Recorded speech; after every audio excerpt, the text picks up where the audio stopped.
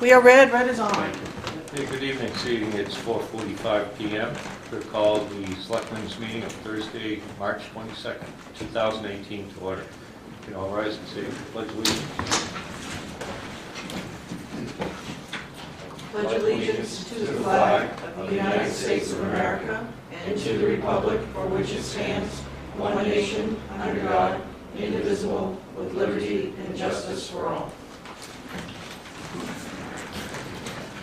Okay, so what I'd like to do is, because we have two re-elected selectmen that were sworn in, just to ratify that vote that we had to make the chair and vice chair.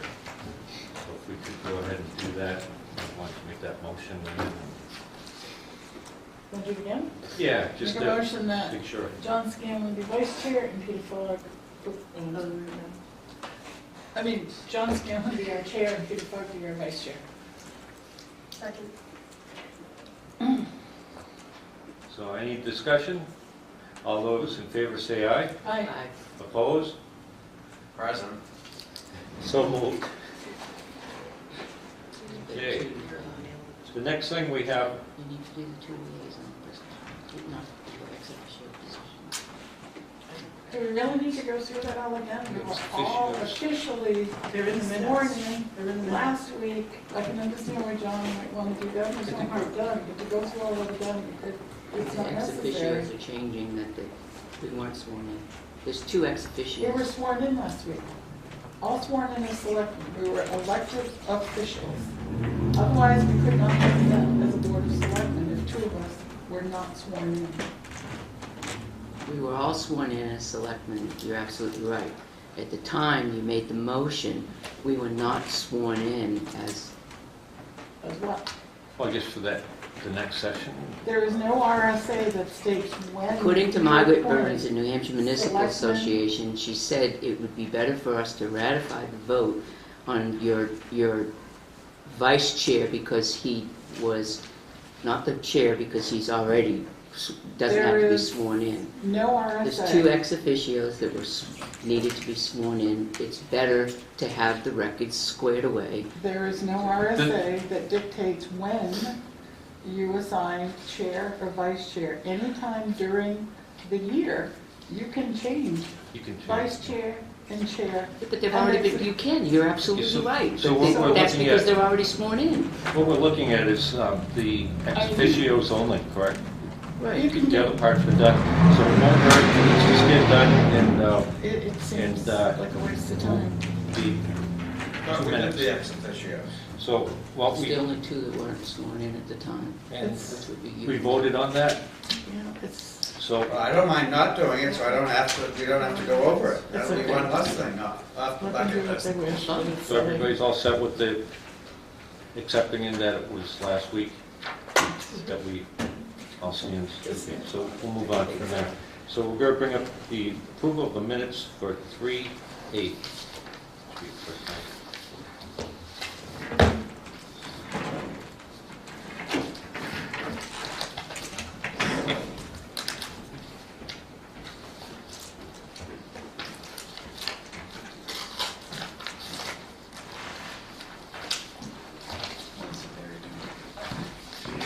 You said the 8th, John? Yeah, March 8th, 2018.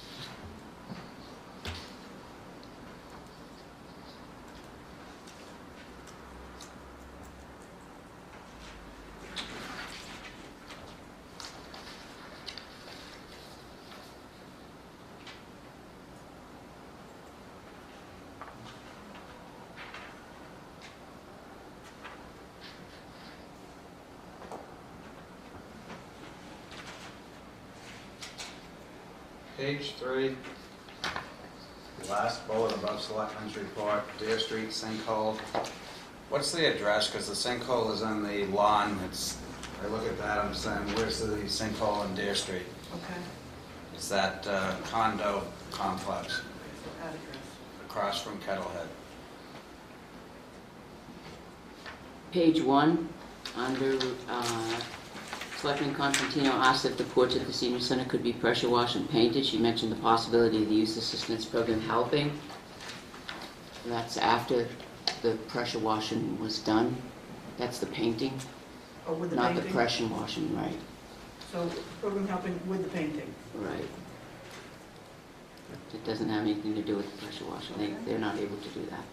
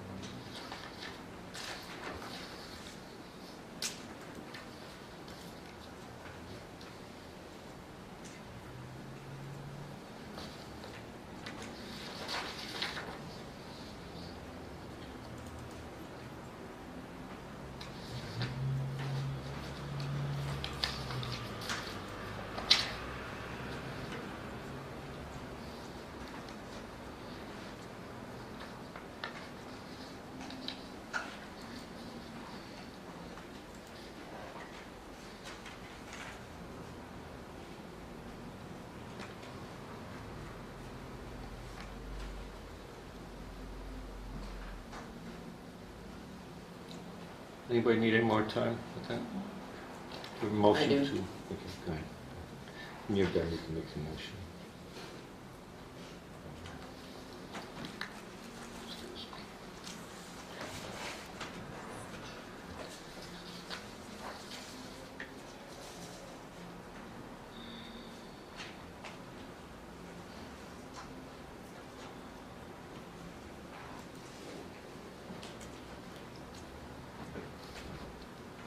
Under page 3, Joe Jessman will volunteer to do cooking for summer concert series. It should add in there to benefit this Tilton Senior Center.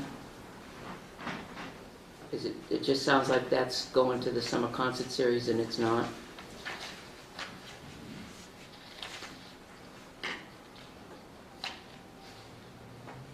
And I do think we talked about selectmen, you know, that's on the next sentence. Yeah, I know I've mentioned a couple dates, I don't have them offhand.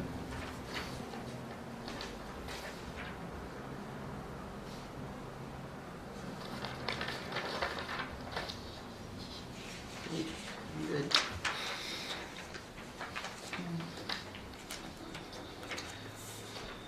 I'll sit, so, well, I'll make the motion to accept the minutes of Thursday, March 8th as amended. Second. Any discussion? All in favor say aye. Aye. Opposed? So moved. Be quick. We're looking at the minutes of 3:15.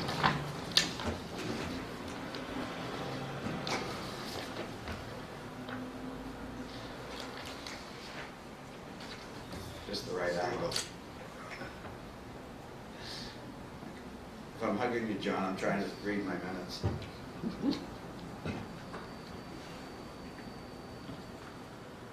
Anybody? Yeah, anyway.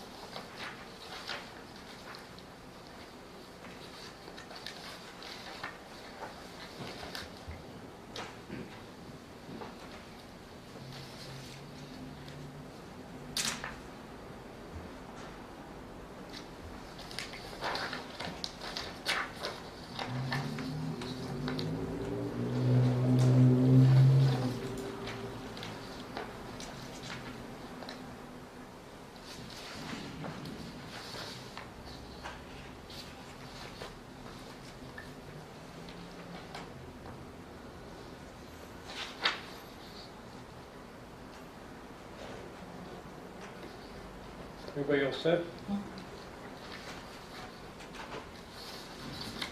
So I'll make the motion to accept the minutes of Thursday, March 15th as amended. As submitted? Was there a change? No, as submitted. Second. All those in favor say aye. Aye. Aye. Aye. Opposed? So moved.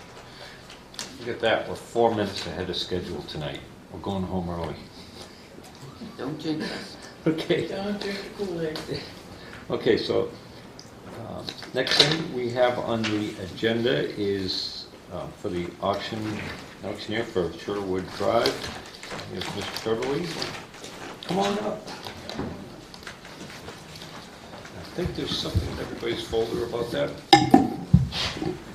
Yep, there's There you go. two things in your folder. There's the draft auctioneer agreement, and included is the information about Hunt Brook Estates and their application form.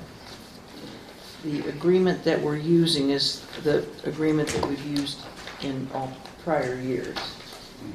So nothing's been changed except for,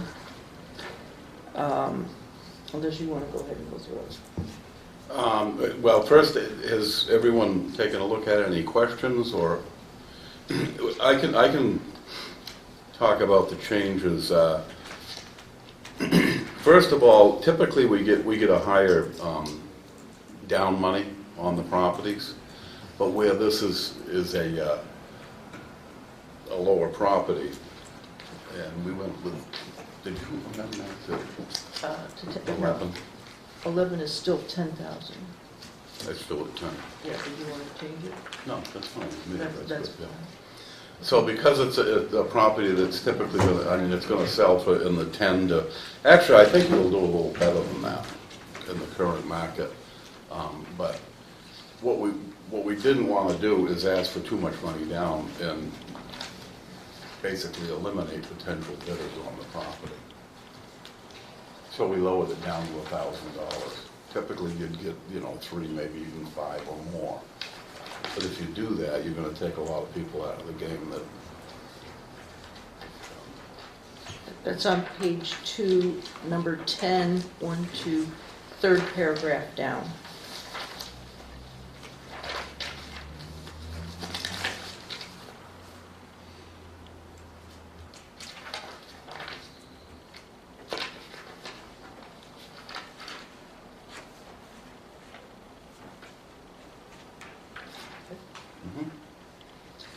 I get that confused with the minimum bid. Other than that, you read on the commission, so it's 5% or $1,000, whichever is greater, and that would be paid even if the sale was never actually. Do we have a tax card on that, Joyce? Oh, I didn't put it in the, I have one if you'd like to look at it.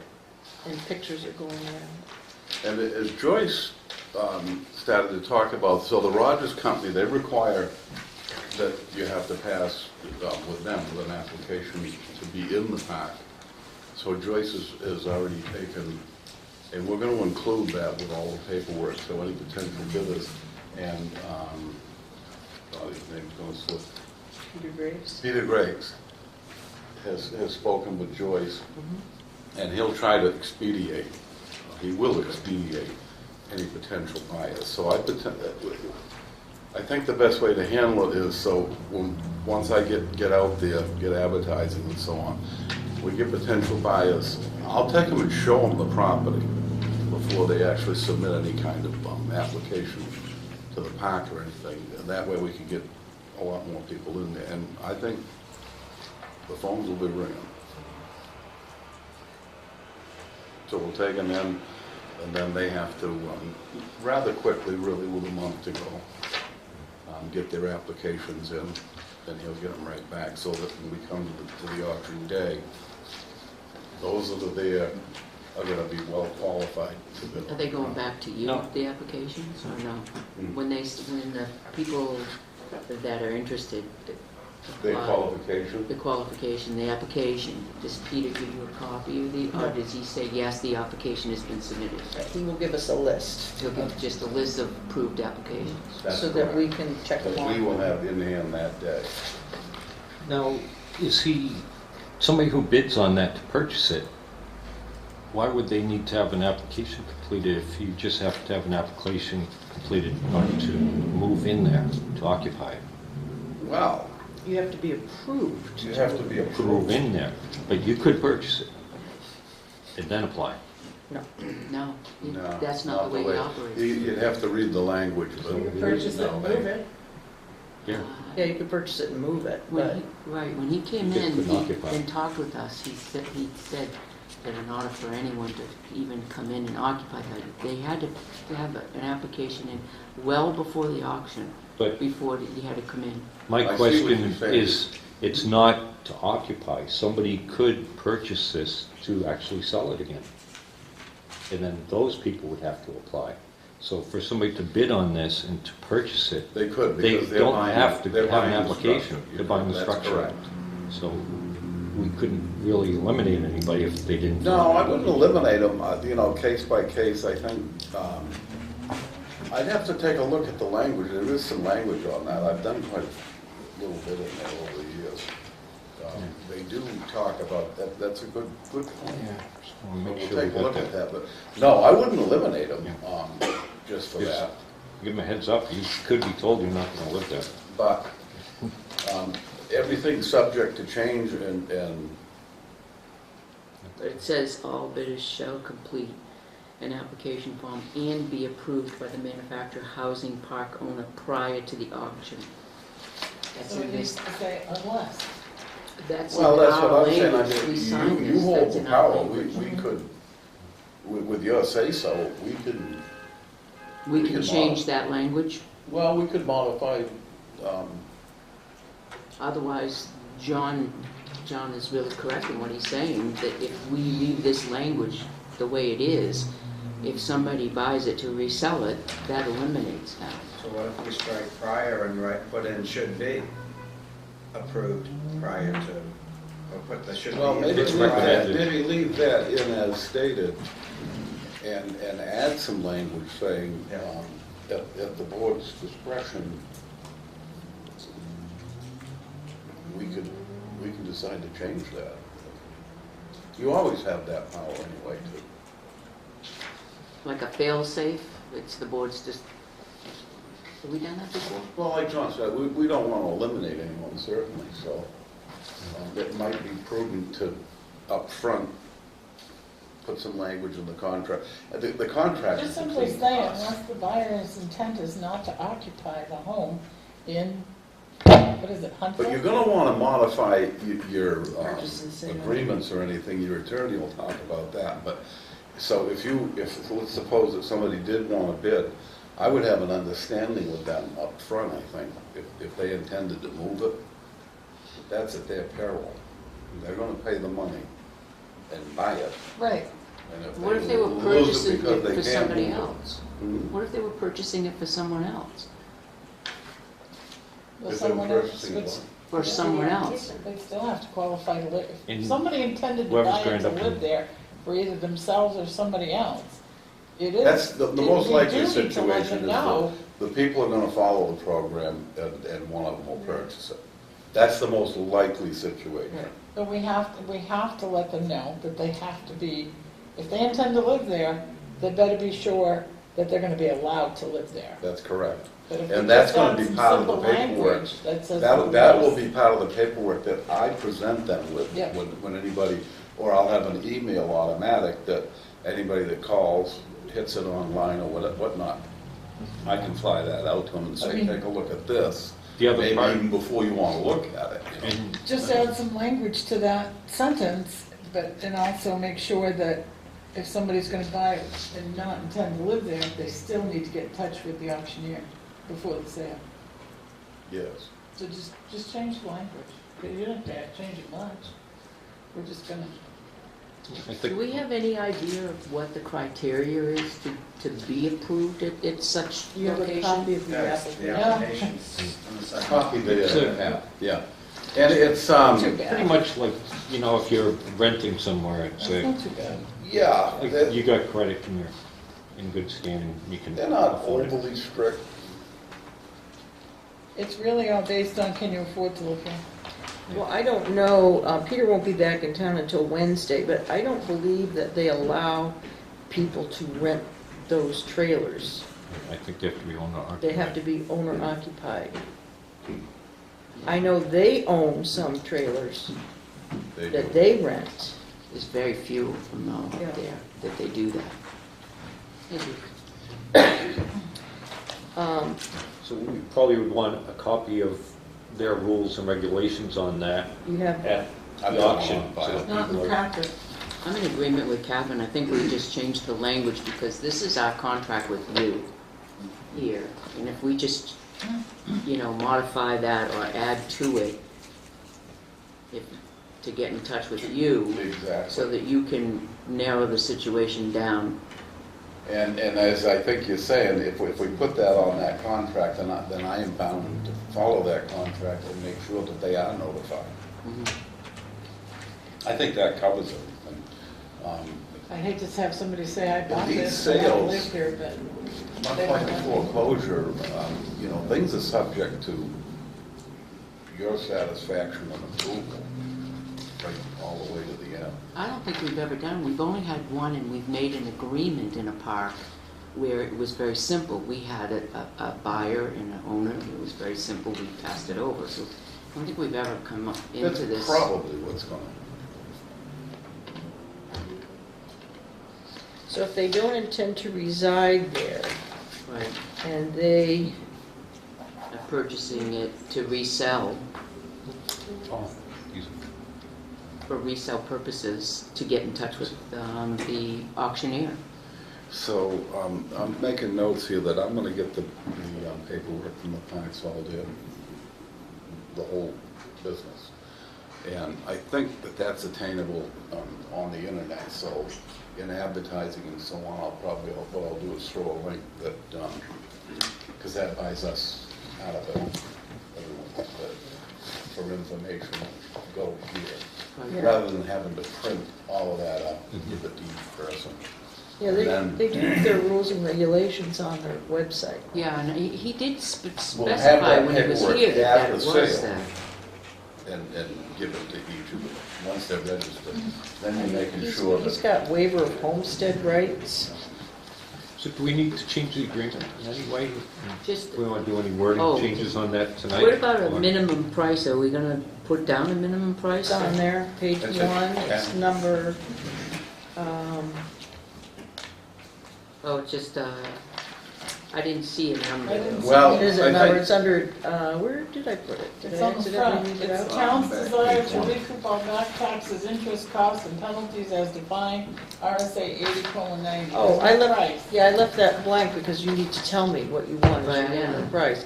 We had 10,000 down. What do we owe? I had 10,000, and then You in have it in your conversation with packet. Joyce today, What's owed to us? we thought, just because it's going to be more like 11, probably. Well, not probably, it is. It probably, because I'm figuring high on our expenses at 3,500. You get the penalty amount and the taxes, and then we pay, our expenses are how we pay. So if you add the Bucks a two year. of them, or is it, oh, it's total interest Well, and that- Well, then you penalty? get your 10% on there too. Yeah, so we need to add an additional 3,500 to that to cover all of our expenses. And I think that, so that brings you to day of sale. Just and then over there 11,000. wouldn't really be any per diem Yeah, it's kinda high. on that, everything's. Right, through the 20. It's a closing. That's 1,000 to grade. amount of penalty. No, that's The 3,000, 35 that's is- part of the 74. Then there's another 35. On top of Greg gets 1,000, and then there's Well, a plus 5. That's already- 5%, plus Right. 5%. What is the extra 35 for?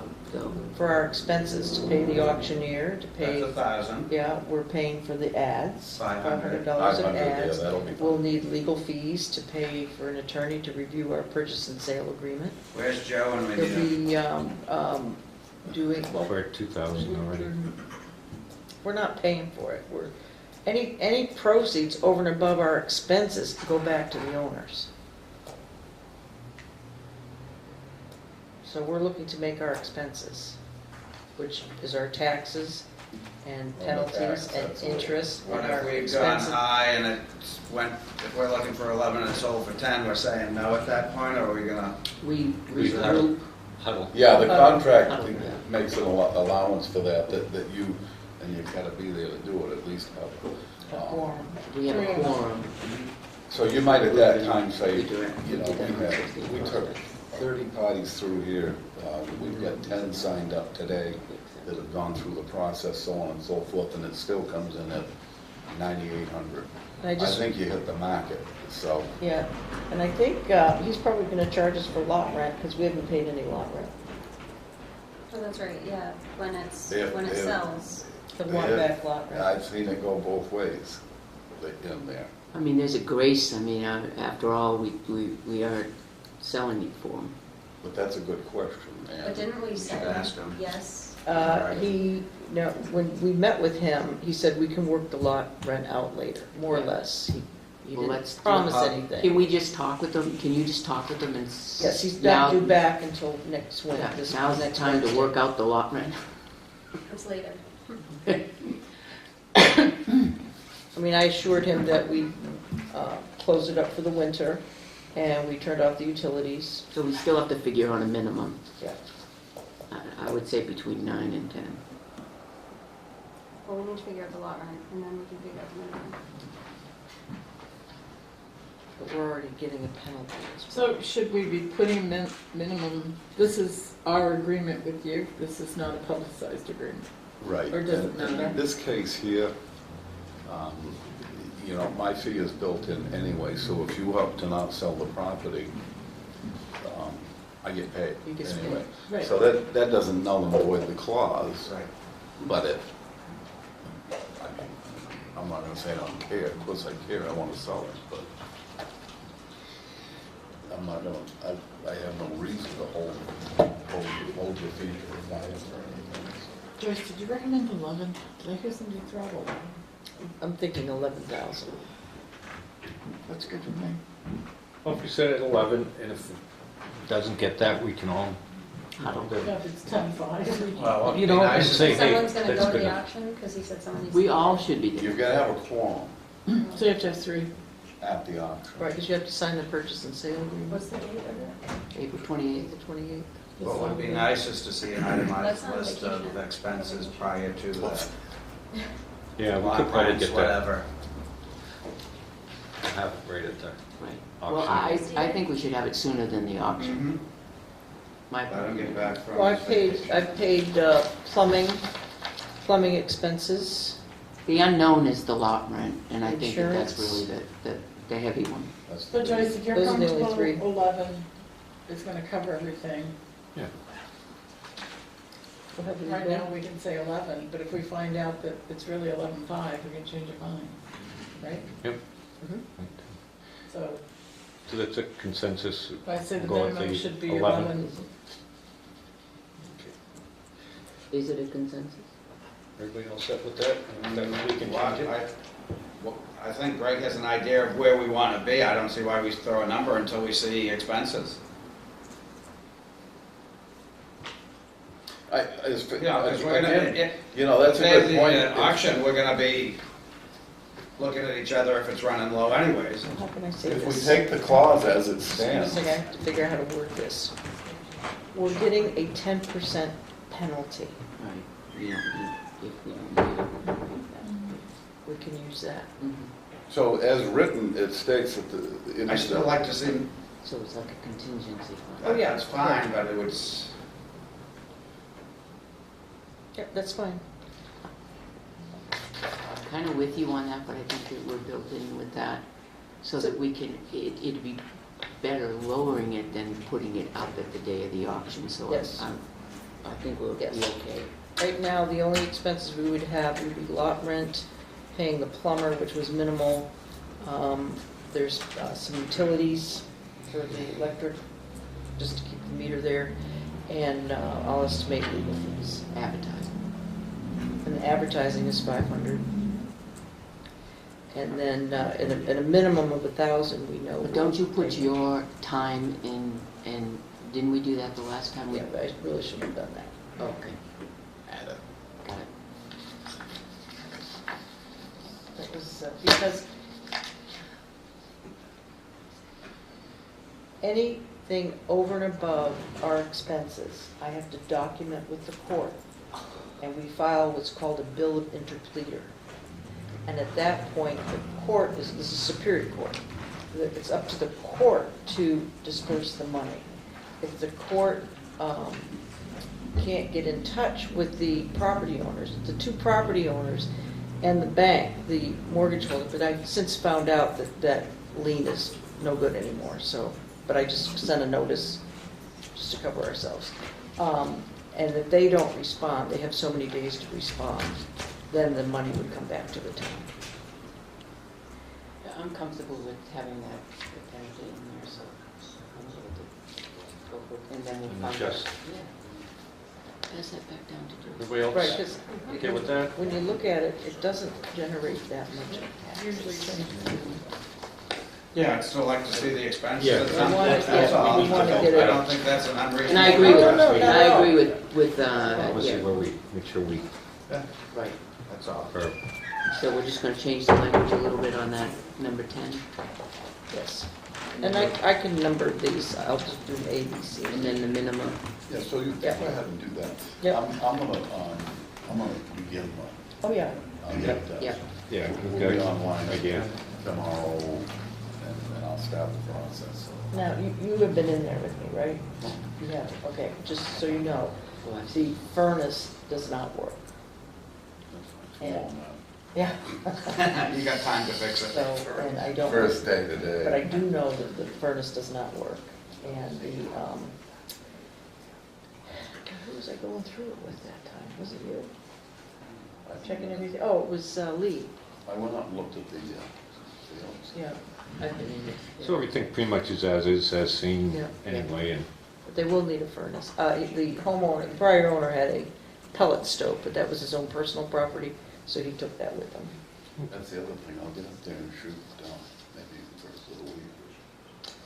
You don't like that? okay, we all set? Are we gonna advertise this in a, Well, but then Newspaper. They have to scan them. Where's the advertising? Scans, I'll just send you the scan. Oh, yeah. Where's the advertising being done? Yes. Okay, so 500, so we'll hit, I'll hit the Echo, I'll hit the Daily Sun.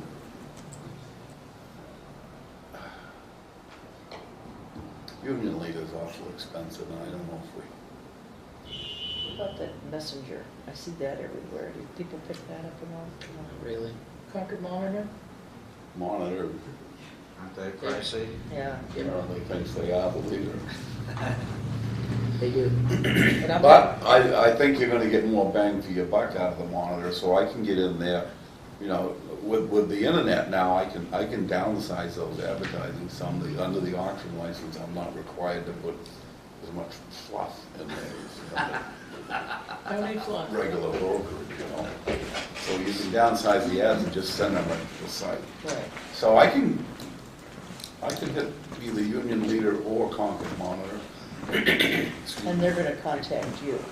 Mhm. And I'd hit the Echo, I'll check into the Messenger, honestly, I've never used that. And the Daily Sun is gonna be a Big one. big one. And then I'll hit Peter, that twice, I can hit the Sun twice, I'm gonna say the Echo twice, and the Monitor. and your multiple listing service. And then Peter can notify everybody in the park, because they may know people that. And there's a sign that will go out on the, Typically, I would notify Okay. investors, you know, for distressed property, but it's not gonna work in this case because And if people wanted to go and see it, you would take them out.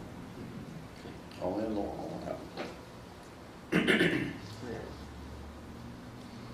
Okay, All right, Good. so I'm gonna send you the photos and get together a list of estimated expenses and expenses to date. And add language that if the if the bidder doesn't intend to reside there and they are interested in purchasing for resale, that they're to contact you. So you could send it to you. And I think I made note of that. Let's talk to Peter about that. Yeah.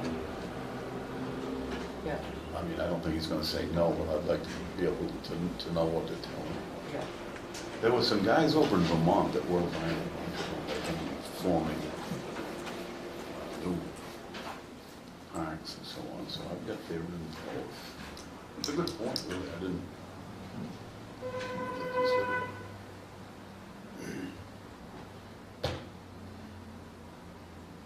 Isn't there a date, I think the state set a date for a trailer, the oldest that could come in?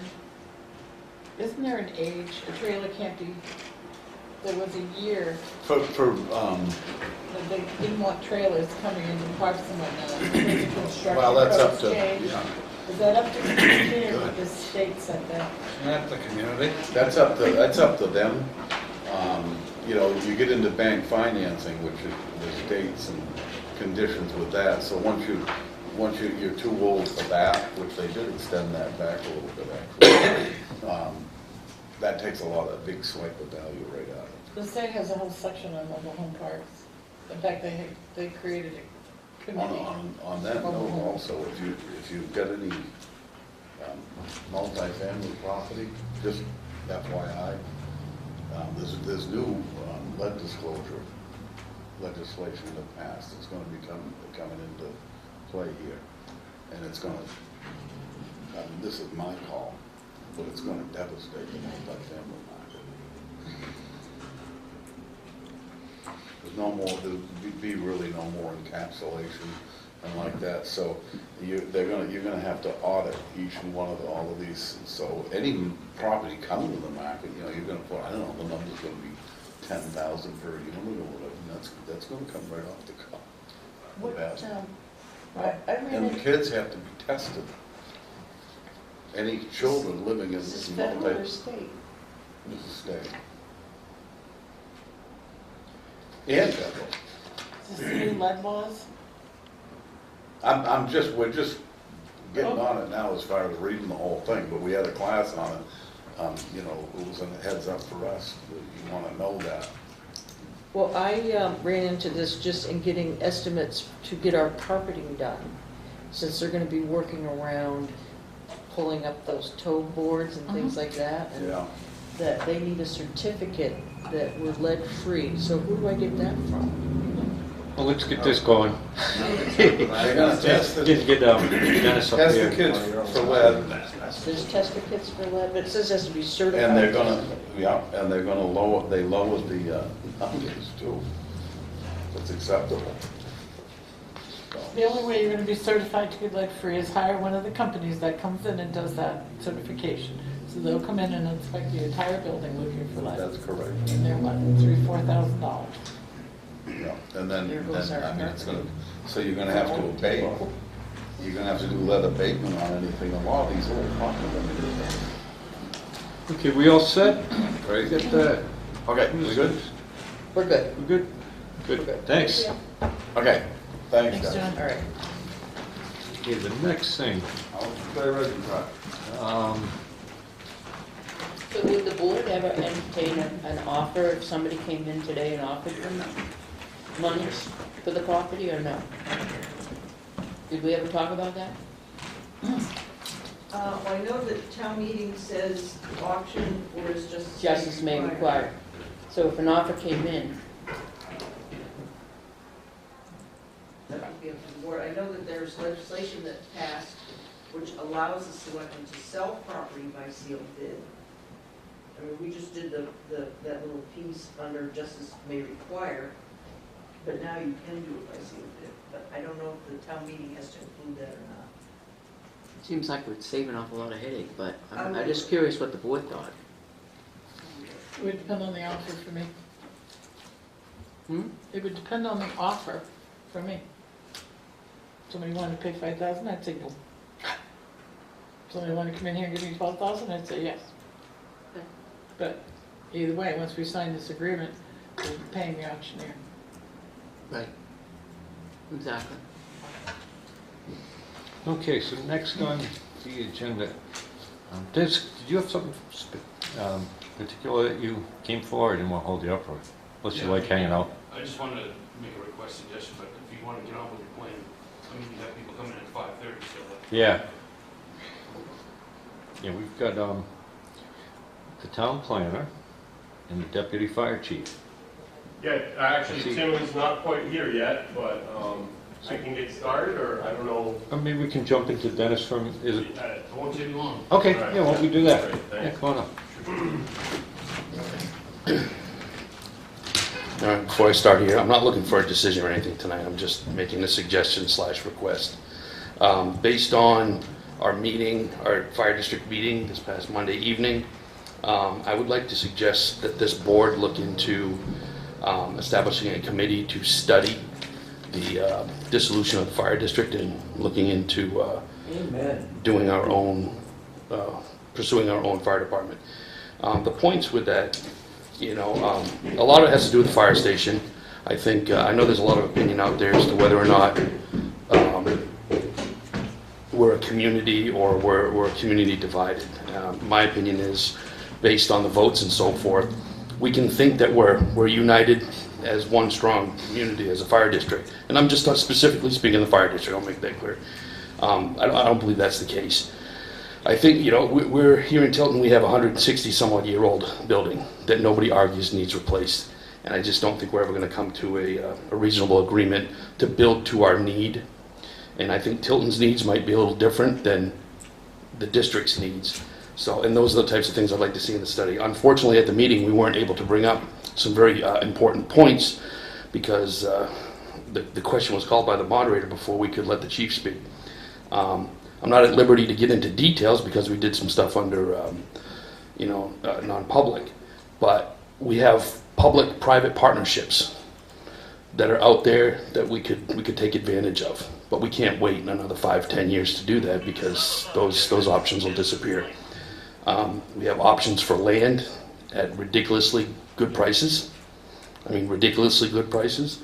I can't get into the businesses that we could go into a public or a private partnership with, but it would be a rent-generating source to help offset the cost of the building. So that was one of the points that the chief was looking to make. Unfortunately, we couldn't because it went sideways. So looking at that, the other thing is too, I know we've been talking a lot about regionalization, which is kind of out. Regionalization is not going to happen like a lot of people want it or think it's going to happen, but we have more of a understanding, a memorandum of understanding, or a memorandum of agreement, if you will, between the districts out there that are involved. That's Belmont, no, not Belmont, excuse me, Samberton, Tilton Northfield Fire District, Franklin, and how, I mean, we have mutual aid, but they're kind of like making it a more finite agreement so it's stronger. I mean, that's something that I think we could definitely benefit from with our neighbors to the north, should we be, I mean, not becoming a Samberton, Tilton Fire District. I'm not implying that at all. But part of the study that we could do would involve maybe them as well.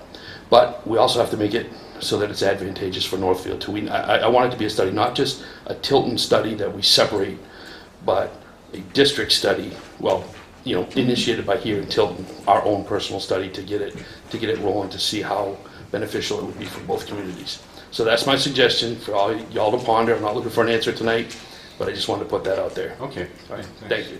Have you been in touch with any of the people who brought it up before and how they feel about it now? No, I haven't, but I think it was just brought up before. I think if I'm not mistaken, it was more or less probably just a petition warrant that went before and everybody. Brought up from across the river before. Yeah, it might have been, but I don't think. It had to do with costs and Yeah. all But I think if we had some people in town to really, make a concerted effort, a logical, educated effort to do a good study, as opposed to being like, the hell with it, let's just divide, we'll throw a petition warrant out there and see if it flies, because we know that didn't. Yeah. And the other concern is too, one of the things that I want to look into, right now we're at a 19% disadvantage. Northfield has 3,278 voters.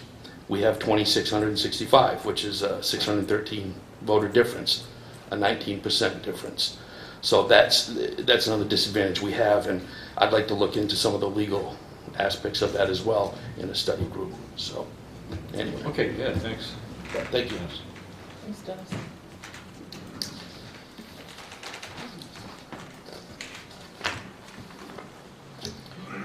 Good timing. Okay, so now we have, for 5:30, we have the town planner, Dari Sussin, and deputy fire chief to discuss the Main Street numbering. Yes. Start with that topic first. Oh, we have to sit at the table. Oh, yeah, Table, step all right up. All right, I don't want to crowd you guys. Yeah, we did a little shuffle here. Good evening, thank you for having us.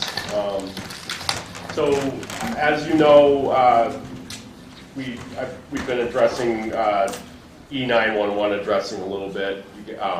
I received word from you guys that you wanted, over near Franklin Savings Bank addressed, and in general, some activity on E911. So Tim and I got together to discuss tackling Main Street.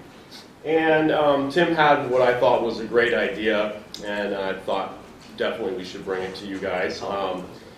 We were talking, we could address it by sending letters, but we know there's been some resistance in the past on Main Street, and people take that as it's kind of a shock, and there's a lot of resistance created each time there's an attempt to change addresses on Main Street. So Tim mentioned that other communities have gone a little bit further and made a little bit more of a community process out of it, where there are meetings and public hearings, and the community actually assists with getting the numbers corrected.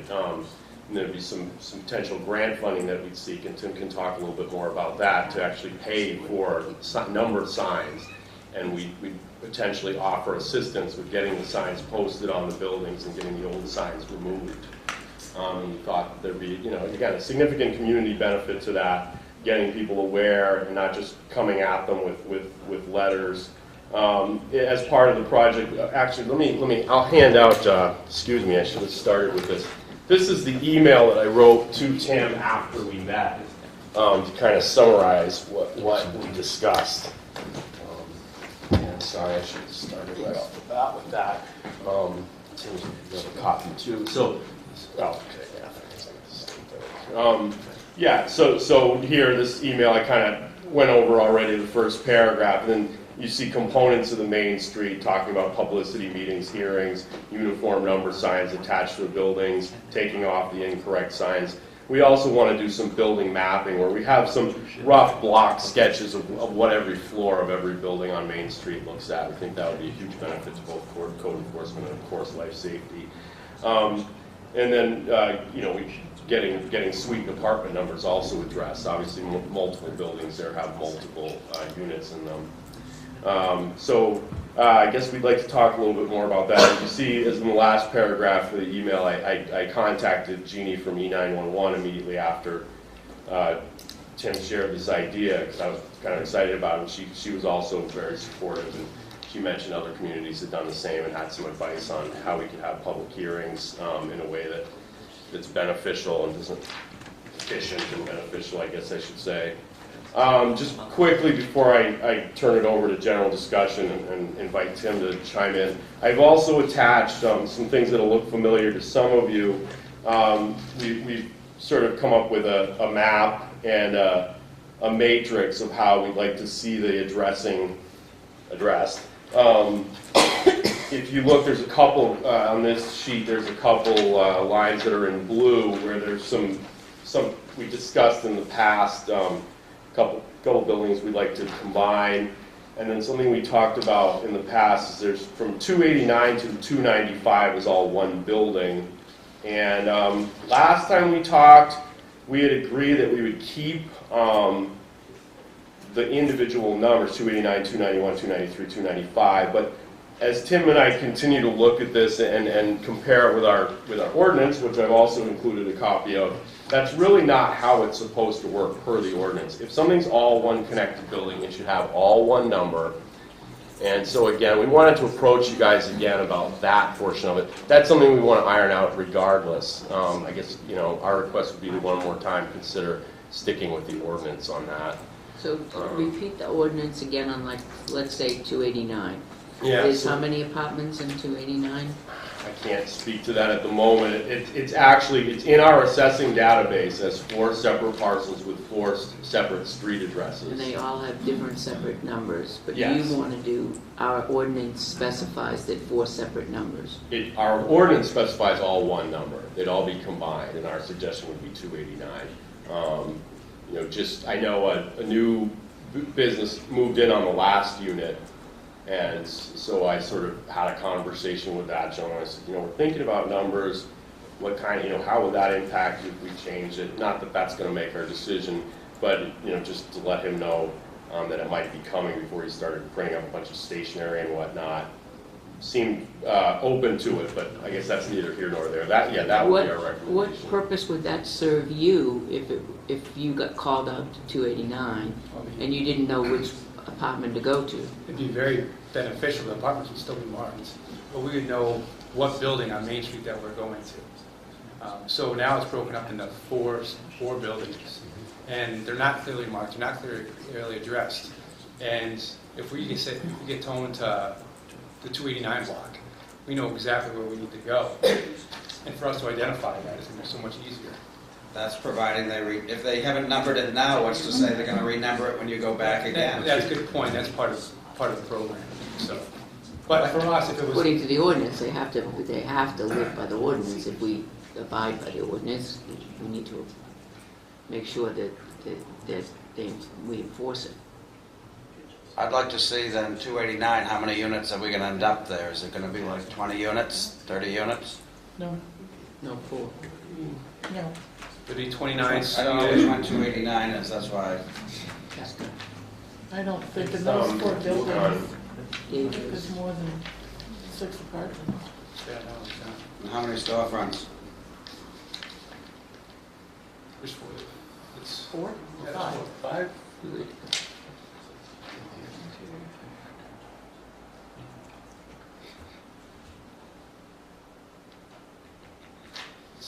I'd just like to see what the numbering would look like.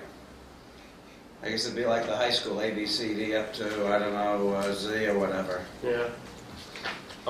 We could certainly come back to you guys with, a full list of not just building numbers, but all the suite numbers that would be in there, I suppose. We need to do that anyway. Yeah. I mean, regardless, I think kind of here mainly to talk about this idea that Tim had and to get you guys maybe to say, hopefully encourage us to go forward with it or allow us to go forward with it, and we could, draw up some documents, bring together some documents about kind of, the letter that we'd send out and some ideas of what kind of grant funding we'd be seeking and things like that. But also, I think we can certainly address, 289, and the other one is 264, I think, is now separated as 264 and 262, but again, they're combined. There's this entrance inside that connects the 2 buildings, so per the ordinance, they should be the same. We can provide a full list of that with suite numbers and whatnot. Just for public safety, we have to do something. Okay. So So- I think that's where we're at now. And, Yeah. we've tried, so. So Tim's recommendation is as per the ordinance is written. Is that what I'm hearing? Well, the idea is to get the community involved, right? That's what you're trying to. I mean, yeah, I think essentially we're here for 2 reasons, yeah. That's a good idea. Yeah, present something, an idea out Get there, compliance let everybody look and- at it. yeah. I don't That'd be think fine. we should. Either.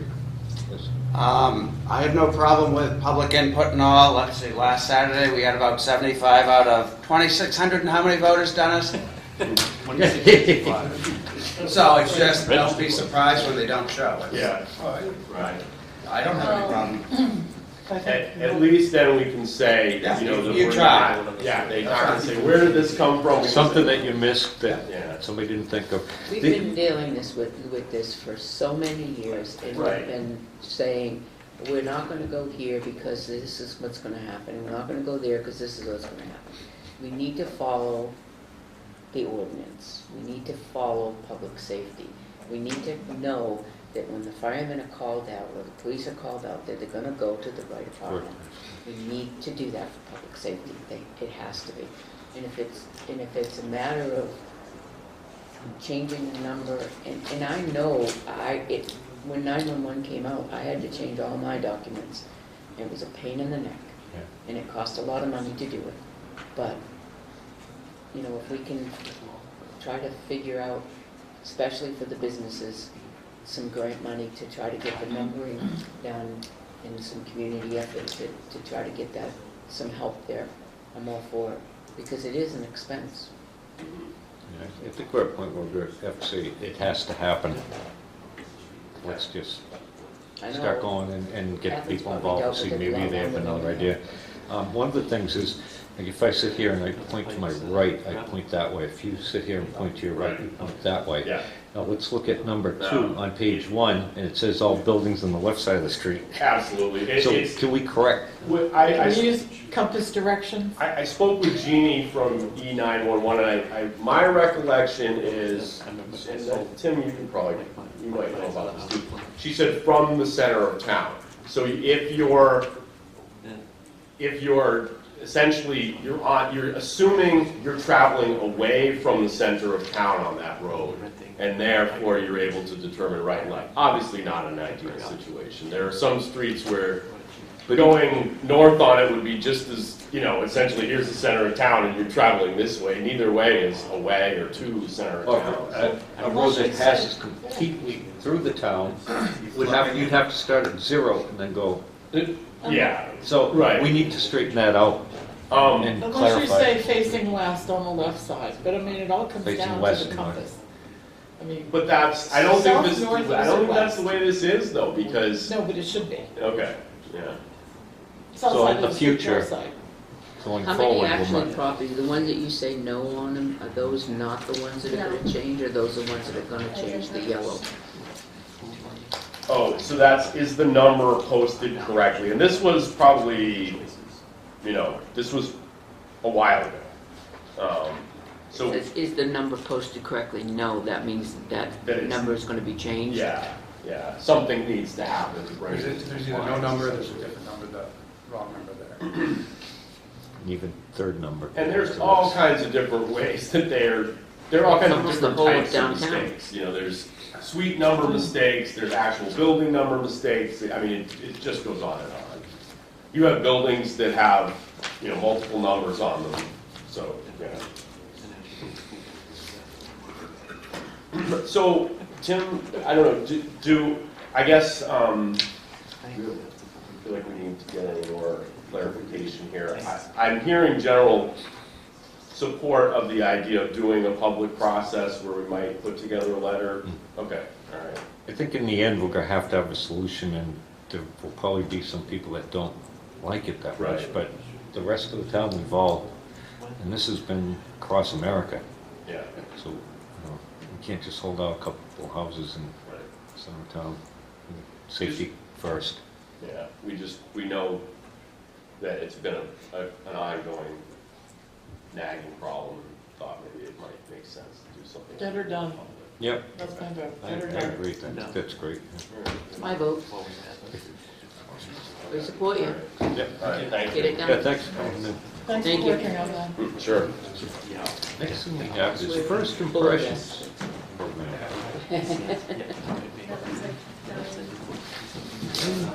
And I didn't know if somebody was coming in from UNH.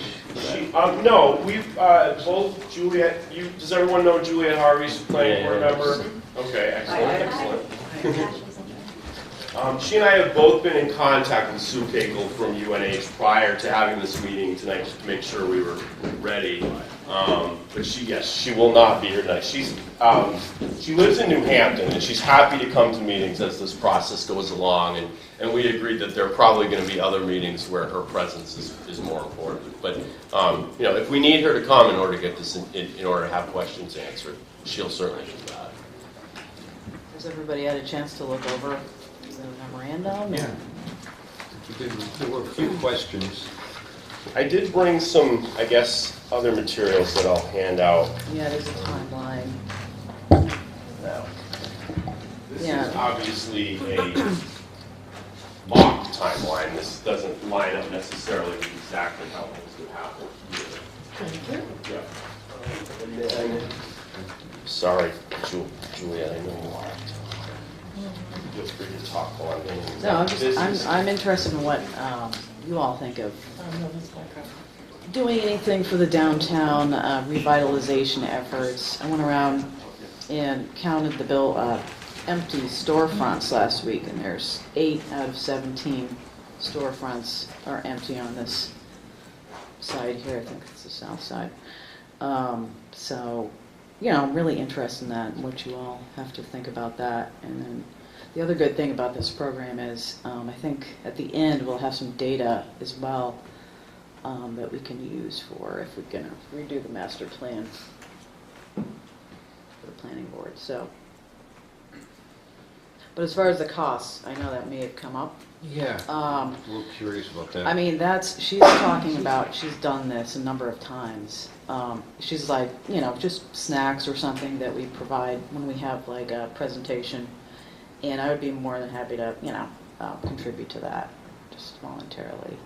I don't want that to hold it up, it's just, she said, it's just a formality mainly, so that the co-op is not liable for those sort of small expenses. And also the gas for if we drive to Pittsfield, which we have the town car. I don't know if we can use that, but that would be great. And I would volunteer to drive. I mean, It's a committee. So that's it. that's all that, and I think it's in the document itself. Look at Kind an of email spells it that out. she sent, I think you forwarded it to me, Juliet, and it's from Sue Cagle, and she says, as we discussed, there's no fee or cost to UNHCE for working with the town on the process, but there can be some small ancillary costs associated with the implementation of the process. Generally looking at possibly mileage for volunteers who are part of the assessment team, and possibly some refreshments or supplies for the public meeting to present the findings. Correct. This is generally pretty minimal, and most communities are able to cover it by carpooling and getting food donated, blah, blah, blah. So it's pretty much what Juliet said. Copies, that's it, yeah. You're in a committee and you're going If it's to over another town, 30 miles $100, away, you can I'll pay for have it. some lunch or snacks, and the committee buys their own, and town provides for it. Right. Who would be No. targeted for being on the committee? How would we? The Board of Selectmen would appoint them. Is that true? We're the appointing authority. Okay, This is so, the Budget committee. but, all right, so, I don't know. I mean, yes, you could, for sure. I don't know, what did you guys think about that? Did you have thoughts about that? 'Cause I have no, I mean, I would like at least some, some business owners from downtown, at least a couple. I know Billy, Well, that's the breakup that they're recommending, and I printed out Gorham's first impression assessment, what came out of Gorham, see what we were getting. nice. And it's just as Juliet said, they have, some business leaders and whatnot. Right. So if you have any, People who I did have- more. if you want to draft People someone, then, Yeah, whoever you guys think is gonna benefit yeah. directly from this. And this handout here is developing a first impression steering committee. It lists some ideas for getting people and qualities you want to look for in the chairman, and you want to take a look at that. Yeah. Yeah, they're looking for 10, ideally.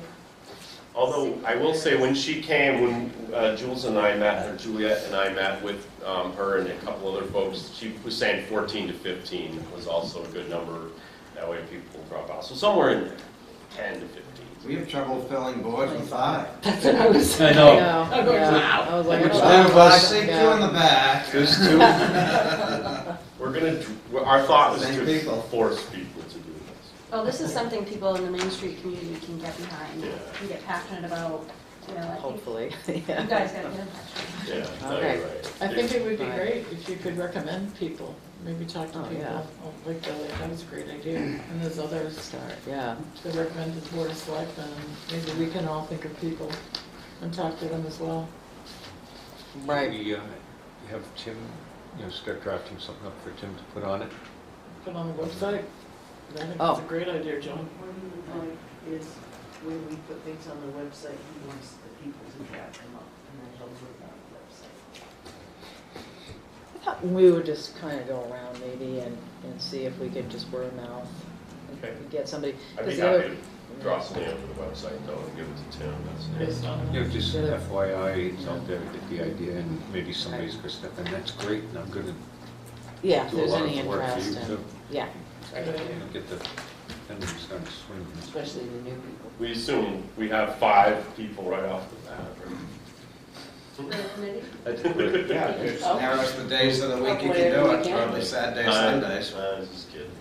Yeah. Yeah. Maybe 1 or 2. Yeah. That's So- it. You're on Monday or Friday. All right. Yeah. Between 5 AM and 5:30. Depends on which Monday, Catherine. 5 AM? Yeah, that's true. So Does she have new Monday responsibilities now? I know I got Monday responsibilities. No, she just forgot one, I think. Might as well just say Fridays. Monday. Well, in the morning. Morning, you don't have to bother you with her. Yeah.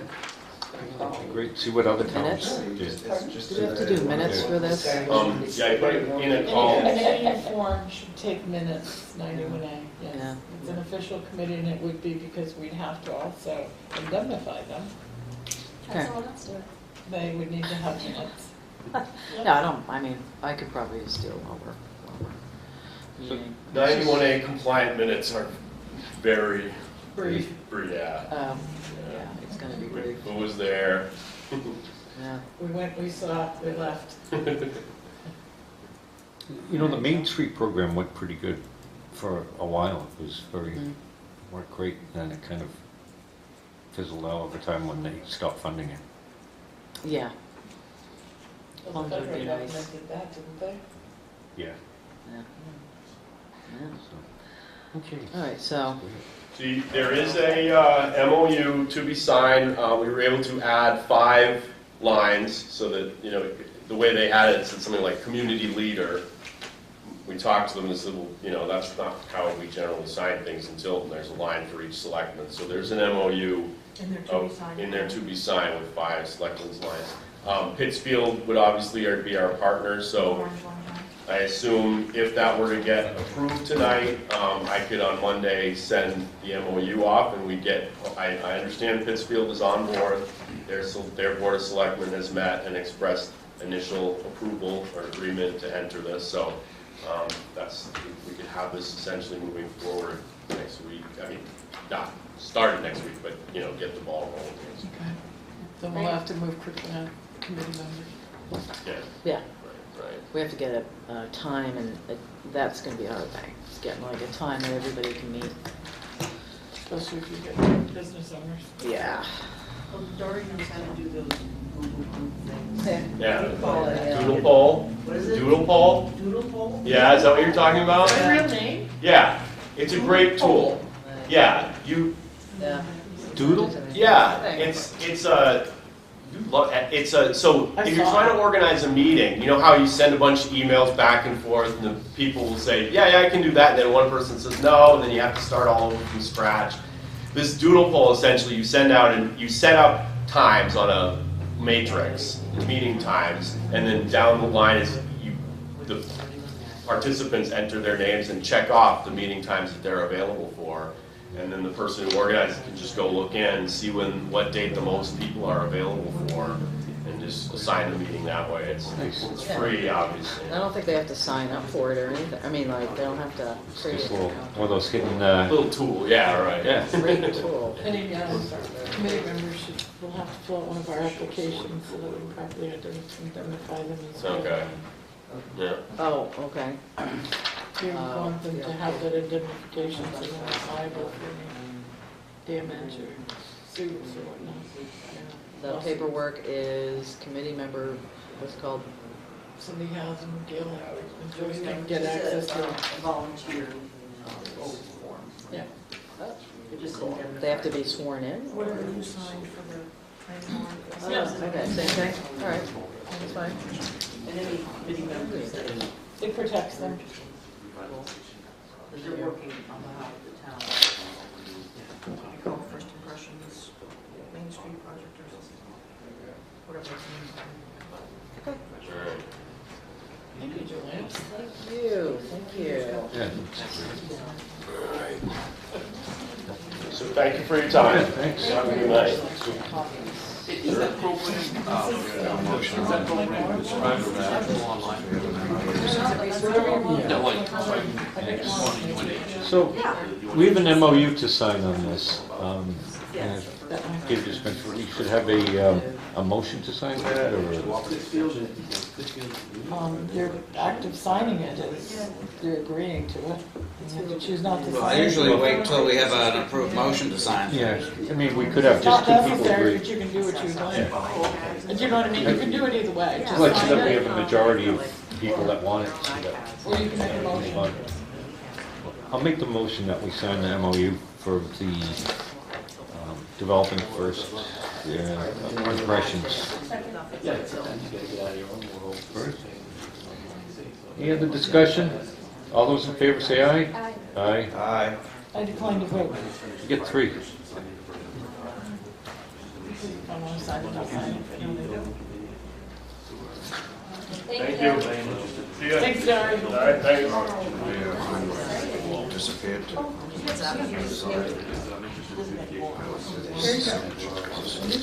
Nothing will do. We'll just make it worse.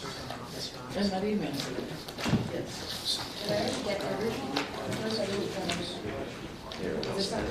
Yeah.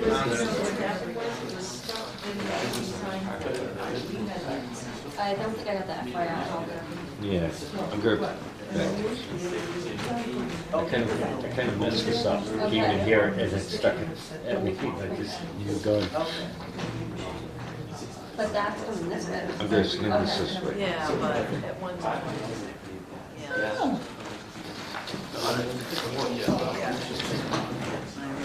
Hi, Gary. Right. Julia's looking at her card.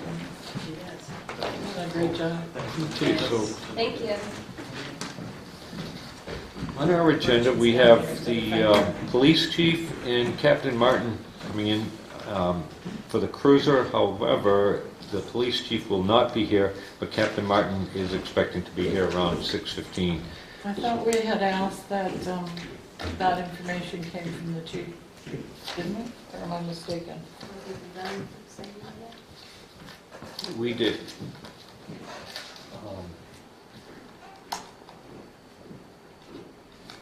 Should we wait? And Tim has the information.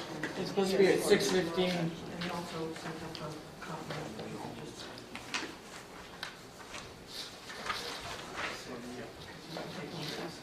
Potential email report too, that that's revised. Oh, is it different from what's the original? It's different from this one? Yes, correct, yes. So we've got about 15 minutes. We could, Joyce, how much time you got? 15 minutes, 20 minutes? Let me pass this. Are you here for anything? Nothing good on TV. Just here killing time. It's a volunteer. Anybody who wants to be on the first impressions in the audience, please stand up. You've got Dennis. I mean, I want to check it out, I want to see what's up with it. Yes. Yeah, you can imagine. This is the 26th, right? And the, oh, there's the chief. Yeah. I mean, there's Brian. Go ahead, Brian. Yeah, why don't we do that? Jump you right in here and...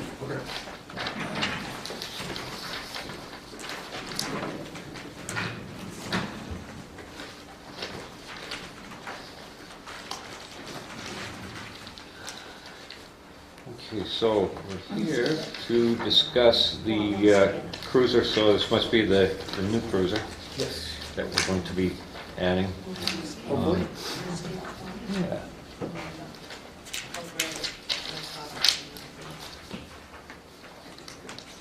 So you must have some information for everybody.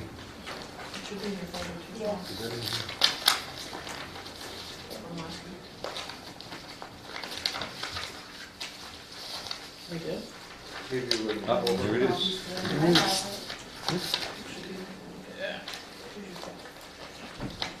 I put it in there.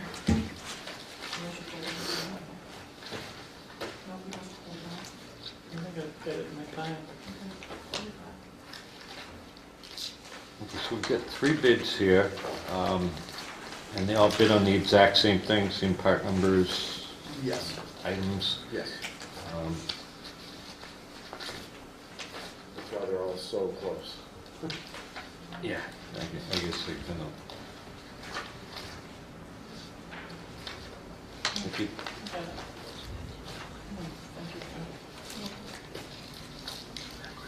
What are your thoughts on the bids and who to go with? Everybody's so close. Yeah, they're all so close. I mean, AutoServe's always worked out for us when they're in town. I lean toward them just because we take them all there for service anyway. What's the difference, $37? You have $2 less than Pony. And the pony was the one with the I was state looking bid. at for something. Make a motion to go with officer. Second. Are we gonna decide if we even wanna buy a cruiser? Or are we just automatically buying a cruiser? Automatically buying a cruiser. We have a motion and a second. Part of this discussion, go ahead. We have a motion and a second. Can we have some discussion on that? But I don't think we should be automatically buying So a cruiser. one of my questions is, which vehicle will we be removing and how are we doing with that? Okay, so if we have to get rid of a vehicle, it would probably be the white car. It's a 2004 Crown Vic. I would like to hold on to all of them for as long as I can, because if it suddenly blows the motor, I can steal parts off of it and stuff like that. But if we have to get rid of one, it'd be the 4B. Is it still running? It's still running. Do we use it as a detail? We use it for the prosecutor to get back and forth. We use it for officers to get to training.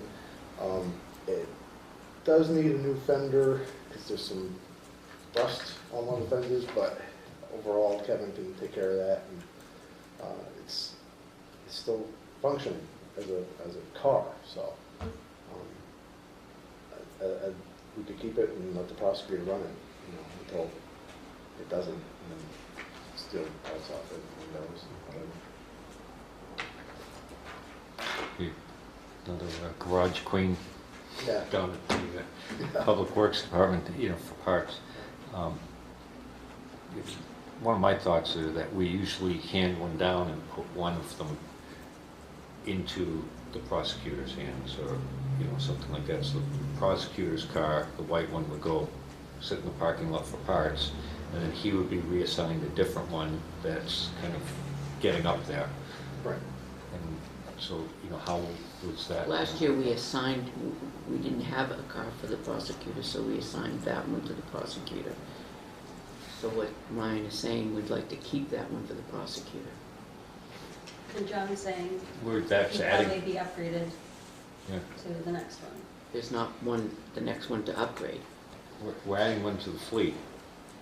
So one. But the one that we would get rid of would be that one. It would be the white one.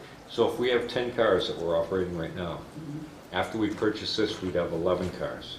Mhm. I'm saying that we stay with 10 cars that we're operating. So one would go down to the Public Works for parts, and in that.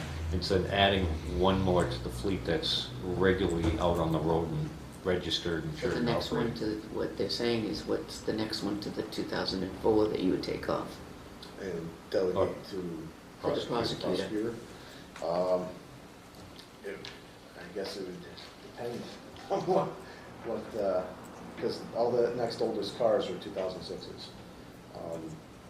And there's talk of maybe rearranging some of the cars. I might take a different car, and if I take a different car, then I'll have to probably provide my blue car to the prosecutor. I mean, because it doesn't have a cage or stuff like that. But or if we get one black and white, but I hate taking one of the black and whites away from the details because the details make the money. So Well, maybe one of the ones that the details are using can come off. Then they, it's the rolling fleet. My thoughts, and I'm sure Catherine will say that she doesn't want to increase the rolling fleet. We just would rather decrease it. Did you see the cost? Did you see our cost for Well- maintaining that rolling fleet? because it's a fleet, And the fact that we're just gonna automatically buy a cruiser just because a car has reached a certain amount of mileage, or we have money in the detail fund, to me is absolutely absurd.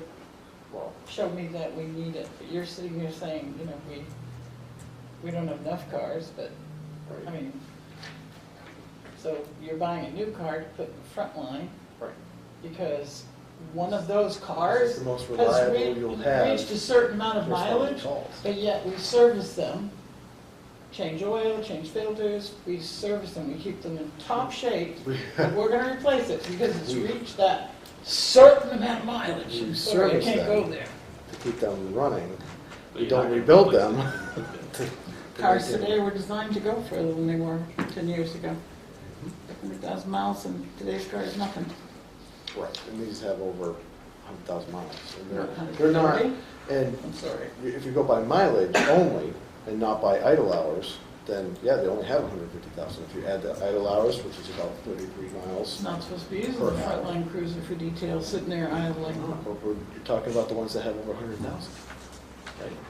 They're not frontline cruisers. They only have to bring somebody down to the court or down to the school or to a detail job. Right, but if I have Or from that home one and car back. still, then the prosecutor can take that. And then if I have 3 or 4 details going during the summer, like maybe for Winter Street or Caleb Hill Road or wherever. Those details are more advantageous to the officers than they are the town, considering the cost to the town to maintain that fleet. They're also paying for the cruises. We're paying for a lot of the cruiser. If you need a detail car, buy secondhand. But if you look at, But they don't want us to expand. we don't have a true cost to the town for the detail. We've never had a really true cost. Our expense Okay. for those details. We kind of have a sort of figure, but we don't need to get into that right now unless you really want to. Just sorry, it's just my opinion. I just think it's vicarious to just say, okay, we got detail money, let's buy a new car. Well, it's either that or we ask for it out of the budget, and I don't think that's something we don't have to do here. So can you tell us why you think they need a new car? Well, every year, the new car goes on the front line. The front line usually racks up 40 to 60,000 miles in the first year.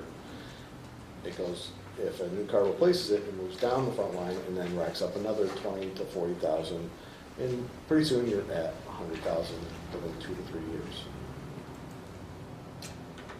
We've expanded our department, so we're running cars longer, more officers on shift to provide better coverage, and they're adding more mileage. So now we're getting up into the 120, 130,000 range in 3 years, 3.5 years. That's going beyond the warranty. I don't think that's the best solution to have for reliability as far as responding to emergency calls. So that's why we try to get a new car every year. Make sure we get the most reliable car responding to the emergency calls as best we can. And we try to maintain the other cars as best we can. We replace brakes and rotors constantly on the new cars because they're getting used. We have strut towers get replaced pretty frequently in the new cars because they're getting used. They're making U-turns constantly, all the time for traffic enforcement, going into emergencies.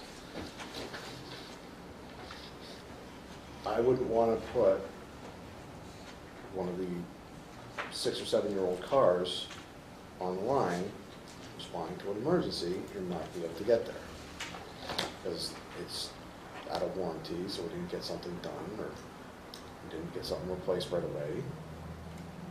What do the state police run theirs up to? Funny you should ask. 100,000 to 105,000. That's when they rotate them out.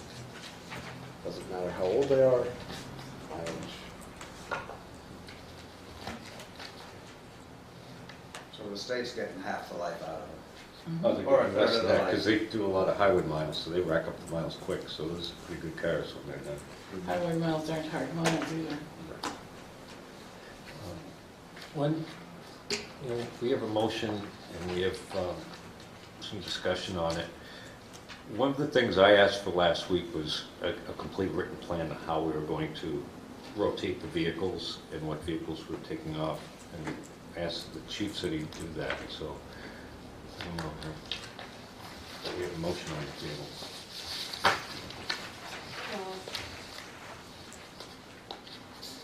Can we even answer that if we haven't answered it in writing? I thought you guys had already discussed that when I was absent. But yeah, I mean, I thought we had talked about that, like a plan, what we can anticipate to purchase every year. Like this is sort of like, sounds like a prophylactic purchase. We didn't lose a car, so we need to buy a car. You're saying like this should be a plan every year to do this. So we should have something. Right, because the cars we do have continue to add mileage. So if we have, don't buy a car this year, and we don't buy a car next year, now your newest car has over 100,000 miles. I'm like, that's out of warranty, it's not the most reliable, I don't think that's the best policy as far as liability, so that's why we try to go, every time we didn't get a car, it hurt us the following year. So I think to keep getting one new car every year is a good solution to keep the fleet fresh. And yes, we used to rotate out a car every year. A new car comes in, a new old car goes out. But with the amount of detailed requests we've had and work that has gone on, we try to keep those detailed cars and those older cars longer so we can make money for the town to offset the equipment, get new equipment in, and make money for the officers, instead of calling an outside agency to come in and work the detail and make money for their town and their officers in our town.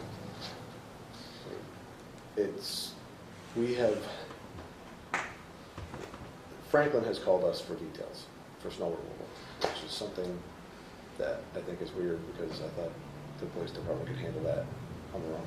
But they have called us for a detailer. And we gladly take it.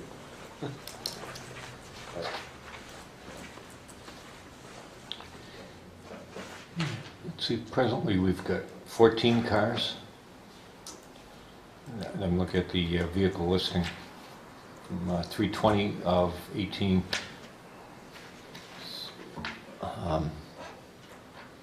The highest having 153,000. The 2004, the white one that you were talking about. The lowest was the utility with 9,000. If everybody's been getting these, looking at them. So, I mean, just looking at it over the past, we've tried a couple things where we've bought 2 cars at once, we've tried leasing cars, and I've noticed when we did buy 2 cars, it was sort of like Because we bought once. it was kind of like a snake swallowing a rat. You know, you had these cars that were new, and then all of a sudden they drop out. They didn't work out. And, so we worked out the mileage and the rotation so that would cover for that.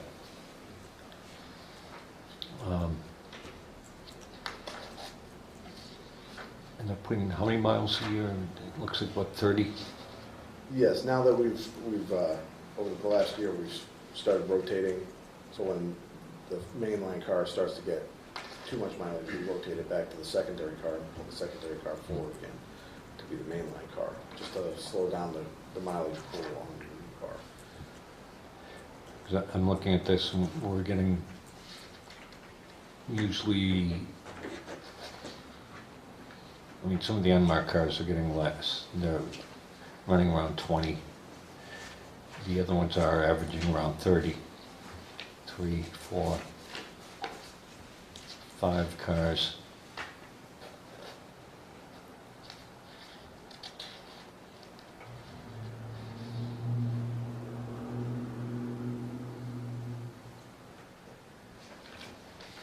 So we've got a motion. Is there any more discussion on how we'll do this? Move ahead with it?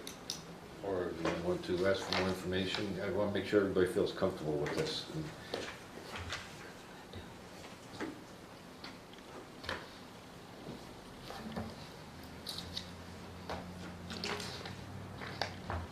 So the motion is to accept the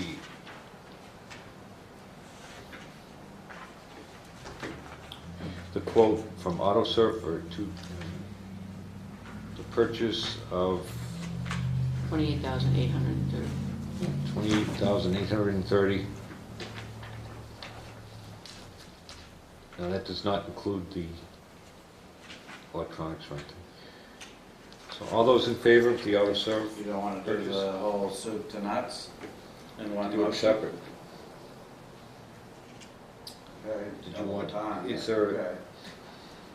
we have a motion on that. Do we want to go over those and group it together? What are you suggesting for the I would probably suggest OMB? doing it all as one, because I think that's how Tim finances it, through the lease. But Who are you recommending for that? OME? yes, Osprey Mountain. Amend my motion to include OME as the installer for the electronics for $15,394.70.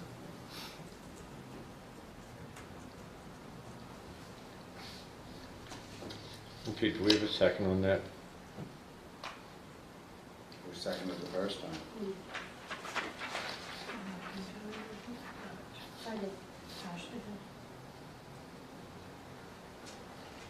I'll second for discussion.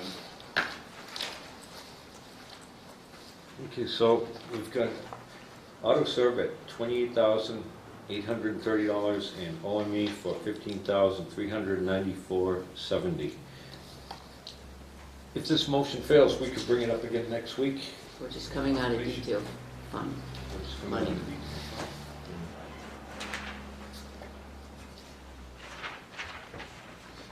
Any more discussion on it? All those in favor say aye. Aye. Opposed? Or say Is it the no. record show that I voted no? I'm voting no, just because I think we should have a real strong plan. I'm for getting the car, but I think there was sufficient reason that I wanted. is that it? That was it. Anything else exciting going on while you're here? Yeah, who broke the windows downtown? Do we know that? Casamigos? Oh, I'll have to get back to you on No that. problem, but Was they it do. vandalism or was it an accident? I believe it was vandalism, but Those windows are expensive. we, Was it from the inside out or the outside in? I'd have to, I'd have to look again. I know that there's a building cost that will be coming forward, and it should be minor. It's, some of the VCT and the dispatcher have started to break down, and so we're gonna have to have probably 4 squares pulled out and replaced. And they're coming, Home Depot is coming next week to do an estimate on that, and go from there, so. Other than that, I think everything else is going.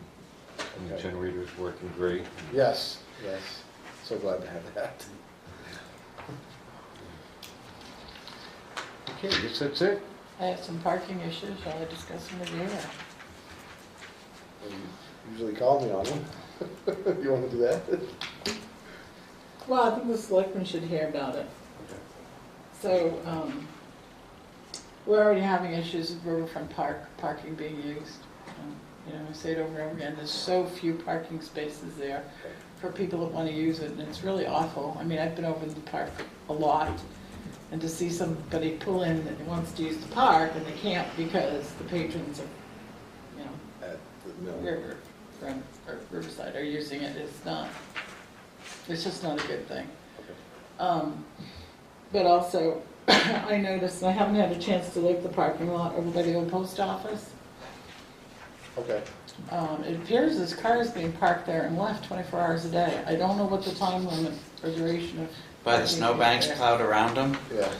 Yeah, You mean to wipe the rain and all down? the snow. thank you. Yeah. We'll get down there.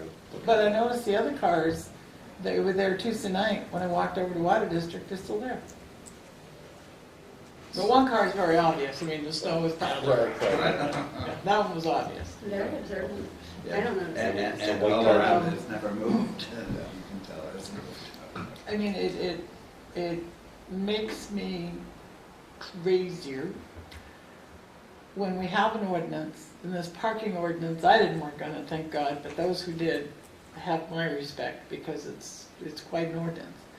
And there's no enforcement, so why have it? It just means those people that worked on it did it for nothing, if we don't enforce it. And when we do enforce it, it works. I believe that, isn't that one of the parking lots that is for overflow parking? Well, I'm talking about parking in general in downtown. It's just never enforced, right? I see it every 2 hour day. parking? Huh? Any of it. In the parking lots, you know, when I come for meetings, these two, the building is empty, because I might be the first one here, but you can't park here. Well, Even though the sign's down Sign's now. gone, so. Right, but that's been taking place ever since we put the sign up. Mhm. So the police aren't enforcing. How do we get them to enforce? Call us when there's an issue. I mean, I can. So you want us to be the I can- police? Well, you usually do anyway, call Well, us. I do when it's egregious, like Right. the white car over there, I'm glad you're aware of it. I mean, that was, because we have people that are going to use that building, which I think is nice. It's now an empty building that's going to be used and it's for a good purpose. Okay. Even though that's a public parking area, people that want to use it should be able to go and park there hourly and then go home. But if you've got cars there that just sit there 24 hours a day, that parking isn't available to anyone. That's silly. Because somebody's using it for storage. But do we, I don't believe we have a time limit for daytime. So if they're a resident, I think all the, well, does it have a placard? No. What happened to the placard you're supposed to have? we have stickers, and if it's on a tinted window, it's hard to see, so. But my point is, we need to start enforcing our parking. And Riverfront Park needs to be enforced, because people really are being disadvantaged. We have the signs up there. Yeah, How would we have somebody know? signs that the chief of police gave me the language for. All right, I'll mention it to the sergeant, and he'll send it out. How are the officers gonna know that they're not in the park? Or Because that they're, if there's no one They're in gonna sit the in the park with a sign. And the very lot is clearly- full, What if they're and there's a walking? bus there to boot. Yeah, Because that's happened. So, yeah, I can advise the sergeant, notify the troops to go out there and start enforcing it. Like, primarily, we've been focused on the overnight parking for the snow removal and whatnot, so, on the main street. And then if Brock needs something moved in the parking lots, we help him with that. But, it would have to be like a sting operation, park, hide, wait to see if they walk into Riverfront Park. And give them a ticket. usually they try to wait for us to leave, but so. it's like out here, I mean, I was You have at to a hide. meeting, Right. I came to a meeting, it was last fall, and I always just park in the parking lot, although sometimes I have to park on Main Street because that's full.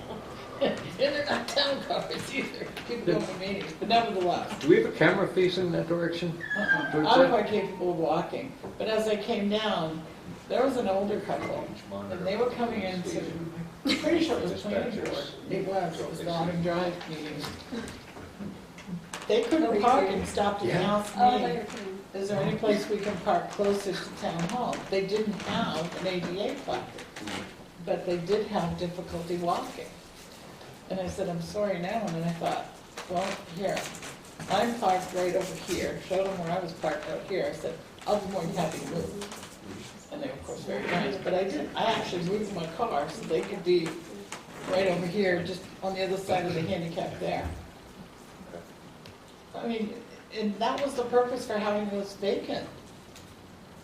The in-between people, the elderly people, and disabled people that don't have placards, but hard time to walk. Do we require in the town lots that all vehicles be registered? Didn't we have something like that? Yeah. So that's probably it.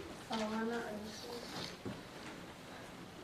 registered. Have a plate on your car. Oh, yeah. Yeah, but just be I registered. thought you meant like Yeah. a town sticker. that- Only if they're a resident that lives on Main Street and can't park on Main Street, that they need a parking permit, but. At any rate, they need to have a Yeah, valid registration. Registration, So, state, or at least a vehicle registration. Sometimes they're from out of state, but yes, they're supposed to have that, and if not, then we usually pull it out of there, so. Or we get, if we can find them, we give them an option to like have it towed on their own, but. yeah. That's great.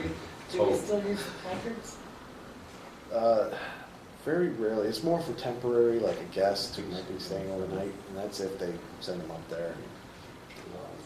So how do you know if it's a tenant who's spending an overnight in an overnight space? Because I thought that's who, I didn't think anybody else could be overnight. I don't know, I haven't read that ordinance for a long time. Right, it's usually the guests, and then sometimes they come out and the car's gone, because they get towed. But like, there was a black pickup that was out there this past summer that we towed. And we still don't know who owned it, who came to get it.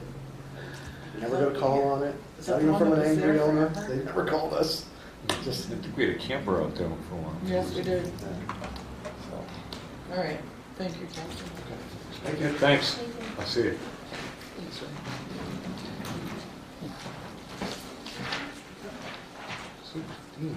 Look at that. Yeah, moving right along here. Reading my news. Yes, Joyce. You were. I think I already passed my little agenda down. Yep.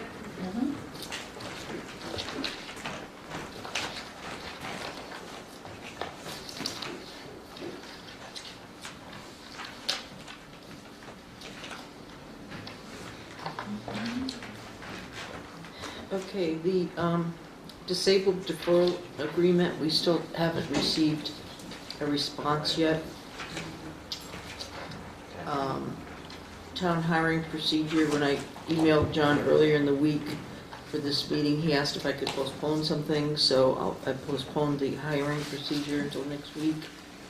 And the Caleb Hill Road for Brock and I, and who's ever available, that we make an appointment with District 3 and go and talk with them about getting a commitment that they fix those drainage problems before next winter.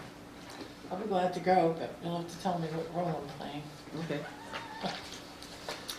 Me too. Depends on the time. The Class 5 road off of Laconia Road, this was what we had sent out last June. And I just wanted to have the board review it before. I did make a couple of changes, like the date. Which one is that? Oh, it's that by the winter storm? Okay. Didn't make it down your way? It just says class 5. That's what I've been referring to. It's next to John, he takes one past down. I got all kinds of stuff here.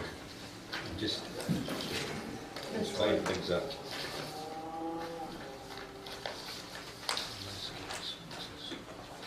That's what she's going over right Take one past down. Yeah, take one pass it down. I've got two things. You should have the bid proposal and the, who we sent it to last Second time. now. What do you need? No, we were just gonna slap John ahead of time. You know what happened? Some of the stuff started here, and then I didn't pay attention. So Yes, it we do didn't know what fall happens. through. That's happened to us. No, I know. This is the worst part. So I'm ready to post this tomorrow, just want to make sure that the date is okay. I'm giving them 3 weeks to return the bids, April 12th, 2018. So that gives them 3 full weeks. I thought we were gonna go with that, top one under mailed. The top one under, Well, because of snafu last year. Am I wrong? oh, you're looking at this. Yeah. I'm not sure why. Well, they said they were gonna get it done, and then they didn't, and then there was a big problem with the Ridge Road. There was a huge problem with Ridge Road, and they didn't want anything to do with it. We went up and did it. I thought the Ridge Road situation was when we were doing binder, we didn't have all the ditching and Big storm. sinkhole. And that big sinkhole, we had to go up and do the loader. I know, I'm having a brain cramp. Are you talking about that? I'm fine. That one? So, I'm good with it. I just kind of tweaked my memory a little bit, and I'm fine with it. I have a Okay. question. This road doesn't, it only services those businesses and people who live there. It's not a connected road to anywhere, it's just a little section. Just a driveway. Is it really necessary for us to do this type of construction on that road? And I'm asking that because I don't know. I'm looking to like Peter or the Public Works Director who know more about road building than I do. Is there something that's, The new owner of Owensboro Market is coming, or wants to come to the board next Thursday to discuss the road plan. he wants a parking proposal, but not road construction, right? No, what, this originally came up because of the drainage problem, and when people would park, they'd get out into a huge puddle. Plus it freezes. But I think there's other ways when you're building roads, rather than do all of this work to, you could bring that asphalt to the elevation and properly pitch it. But Right. I don't know, Peter, is it necessary for us to do all of this work on that road? I see what you're saying, so But you it's don't not wanna like pave it? high-speed traveled road, it just has to be a good No, but- solid road. You're gonna have to raise some of the structures to get the water to flow properly, right? I don't know, not a road builder. Well, that's, What's our Public Works Director say? We had that put together, and we put it out for bid, and we received 2 bids, and then we put the project on hold. You never awarded it, it was Walcott, Right. But did you, but you never awarded it because we had the, I just remember the cost of the bids that came in, the price, and I was quite shocked. But Brock had said that with some of the paving was going to shore up some of the way that the water flows and get rid of some of the pockets of water coming from the road going down into Winnisquam Market. That would correct some of the issues that You they can do had. that with asphalt without dealing with the ground underneath. you don't wanna do it if you're doing it 6 inches thick. Right. Never know, Well, never put a transit on it. Well, that should be listed under responsibilities that they're aware that there's some I'm just drainage saying. issues that need to be addressed. it says shoot grades for pitch and water flow, add Where? proper drainage, and add or remove gravel. I just hate to spend that kind of money on a road to Well, wait a minute. Are we reclaiming or are we removing the existing asphalt? Remove all the existing asphalt. Then shoot why grades for are we pitch. reclaiming? It says reclaim at the top. You don't do both, you do one or the other. So we can't, there isn't enough asphalt there to make it worth reclaiming? Yes, there is plenty of asphalt to reclaim, but if Reclaiming is, scope of work is remove all existing asphalt. First step. to take it away. You take Reclaiming it is away going and to- then you're gonna reclaim. And reclaim. No, don't remove that first part. You're not removing the asphalt. You're gonna reclaim it, and that's what's gonna help you get your grading set, because it's gonna be an excess So material. instead of remove all the existing asphalt, you Reclaim. just No, it's gonna be reclaim the existing Okay. pavement. reclaim existing So change the asphalt, move to reclaim? Yep. shoot grades for pitch and water flow. So that's what that would be. And so with that reclaim, if we're trying to get the same, close to the same elevations except for drainage, when we reclaim, we're gonna have a couple inches of excess material. They can then move that around to do their grading so that they shouldn't have to haul in excess.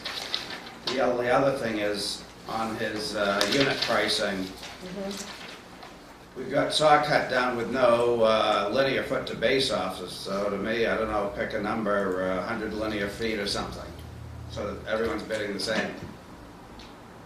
Okay. Well, when you're reading what is to be saw cut, where did I see that? We should have measured it. Well, we have contractors responsible for their own measurements, as these are just estimates. And that's when we get bids that you can't compare, which is why I want to standardize Well, it. that's So you're why, saying that's why you're somebody- asking for linear If you foot. do it by the units, then we can compare easily. If we say measure yourself, one comes with this amount and this price, the other one has a totally different area, different price, and you Even- end up paying for a higher price because you don't equalize them. That's what we experienced in the parking lot. Mm-hmm. Right. So how does, Well, we did well with our sidewalk, though. We did the No, same for the there was sidewalk. still confusion with the sidewalk, though. There were a couple of bids that bid one way and then a couple of bids the other. And we asked, what's your name? Peter, to put it out on a sheet of paper for us so that we could better understand the actual bid by unit and footage. He took the bids and put it down on an Excel sheet for us. The other thing is we should put a, I don't know, 25 ton for the crushed gravel give them a quantity so that they're all bidding the same. When you leave it blank, one guy's going to estimate one load, one may estimate 10 loads, and it's not fair. Because that Yeah, you affects want our to be unit unit price. Yeah, it affects Okay, everything. so So what- that way, we can change once we've got it, but we just know get a they've per all ton bid on the price same from them thing. and an estimate, you can get a per ton price from them and an estimate for what they think. But, Peter, what's the difference between hot bituminous pavement machine method, 3/4 inch base, 2 inch compact, 1/2 inch wear course, 1.5 inch compacted to pavement reclaimed? What's the difference between reclaim and pavement? Well, one is asking for One a is, reclaim, but the other is asking for all new asphalt, isn't it? correct. One's a wearing course and one's the, No, one is asking for all new asphalt because there's a base. No. What you're gonna do, you do item 214 first, you go in and you reclaim. You Okay. mix gravel and pavement. Yep. You get your grade, you compact it, hopefully you let it set a little bit so it sets up. Then you go to item 40311, you put the hot bituminous pavement down. I'd almost prefer doing the 2 inch this year, wait till next spring and do the wearing course. That way, if there's any settlement, you can shim and take it out and it'll last and look better longer. Okay, but do you still need the 3/4 inch base, or is Yes. you reclaim the base? No, we're gonna be laying 3/4, and it should technically binder, on the reclaimed material. So that's a binder. so that's a binder course? Base is generally even bigger, it's like 1.5 inch, you get that on the airports. So just a binder. Binder and wearing course top surface, they use various names. Thank you, that makes sense now. So you have 3/4 inch binder course, Yep, 2 inch compacted pavement, and then you have a 1/2 inch wearing course, 1.5 inch compacted. yes. I don't get that. What you need is 2.5 times your largest stone so you don't get drag marks. So 1/2 inch, 2.5 times is like 1.25 inches. So if I go 1.5 inches thick with my 1/2 inch surface, I shouldn't be dragging. Okay, If I try to go thin and go 1 inch, you're gonna see drag marks where the rocks hit the screed and it drags, Oh, and okay. at that point, if you patch, you'll always see the patch. okay.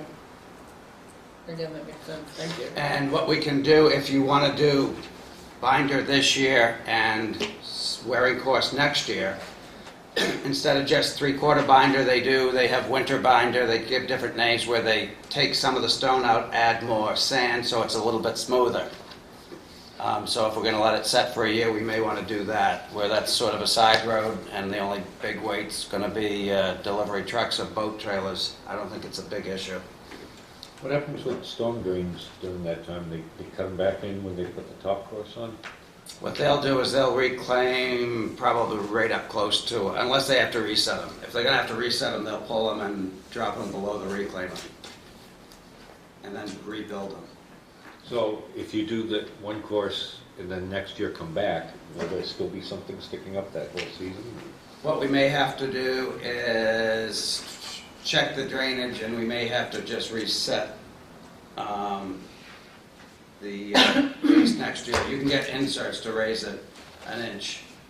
Because, yeah, that would be important so that we don't have, you know, the drainage problem that Yep. they drain while they're just... Yeah, we don't have the length of road. So what do you want to use for estimated quantities? We do have a survey now, so we do have, So you're telling the ones he started with are no good? I'm using exactly what we had last year. Well, ask him that. But we have a survey now, so we know exactly what our distances are. Well, let's ask where those estimates came from. Then was it based on the square yards of work to be done?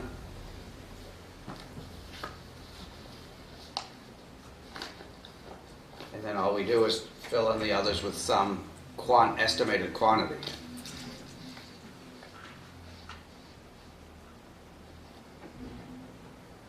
And a quick run. Well, he All does- Brock would have to do is go down there. You're going to have to saw cut by Winnisquam Marine as the road comes in, arcs there because it's pavement all the way back, and then any other driveways that go in. There's that, although we may also be doing aprons. Yeah. All right, so have them measure the saw cutting to get the linear feet.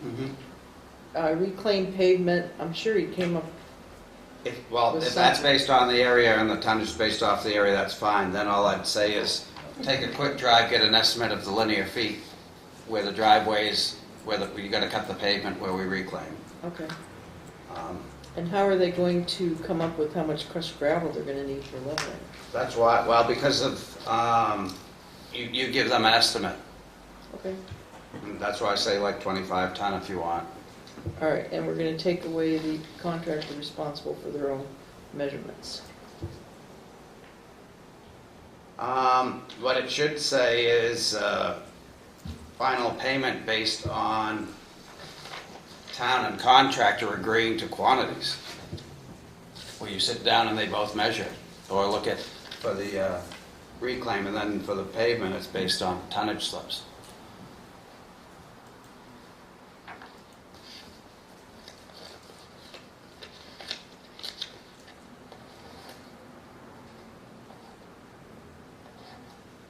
Okay, final per unit payment, or just final payment based on town and contractor agreement? On quantity. unit quantities. On unit quantity. And then the prices just go in. If we're looking to do the binder and wearing course separately, then it doesn't matter if we do this in the fall, so it's not as big a rush. The only other part would be is to let the contractor know we're looking for the wearing course in the spring, and that may be tough to hold a price on it a year in advance. Actually, on the Bridge Road one, it came in a little less. Well, and it depends what your asphalt, because the liquid asphalt's the biggest price. Okay. Now, if I can't get in touch with Brock tomorrow, then I'll have to change this date to Monday. That's whenever. Okay. All right, and this list is okay? All right, and that's all I have, because this was a short week for me. We prepared Greg, first impressions, unless you have anything else.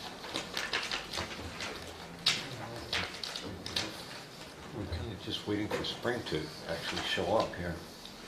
I have a question. Have you worked a timeline backwards from your retirement date as to, here's the date we should start doing advertising, here's the date we should be doing this, that we could see at some point in the next couple of weeks? Yes, I sent you one when I gave you my notice, Okay. so find that. Okay, either that or I'll try to start. I just couldn't I remember. if was we had- planning on starting in June, get through town meeting, Yeah. see who the new board was. Right. But I just don't want us to get crunched, it's August, so we haven't done anything. Is there any reason why we just can't start now? That's Yeah, fine sure. too. We should, yeah. I mean, we really should, because it's plenty of time. It is And, reality. if one method of trying to find a new one doesn't work, we could go to the other. If we start now. I have a question. We set a date for the Boston Post King event. Yes, we did. In, FYI folder. Right one? Green, right here. Green. That's been down there, I haven't seen it. That's There's fine. also another lead action in there to RSVP for the senior center luncheon that's coming up. How did we set a date when you told me to go to the woman? We to- haven't set a date. That's what I just asked. Have we set a date? No, And we they, have not. and the answer was yes, so that's why I questioned it. Looks like we have a tentative date.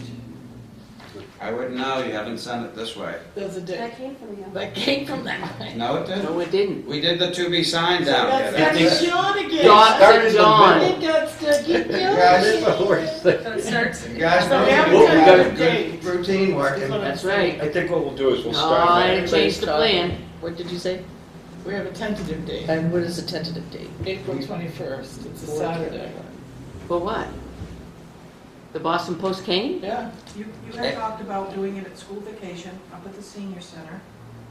On a Saturday? Isn't that the amnesty? That's 28. That's up. Phew. April The 21st day is of the, auction. the yards, the townwide yard sale. No. And that's That's the, right, that's before that's the, the powwow that the April 21st is I the said it was tentative, so if the date powwow doesn't work, that we you can pick a wanted new to one. use the Yeah. senior center I for just that want to get day. her Yeah. done.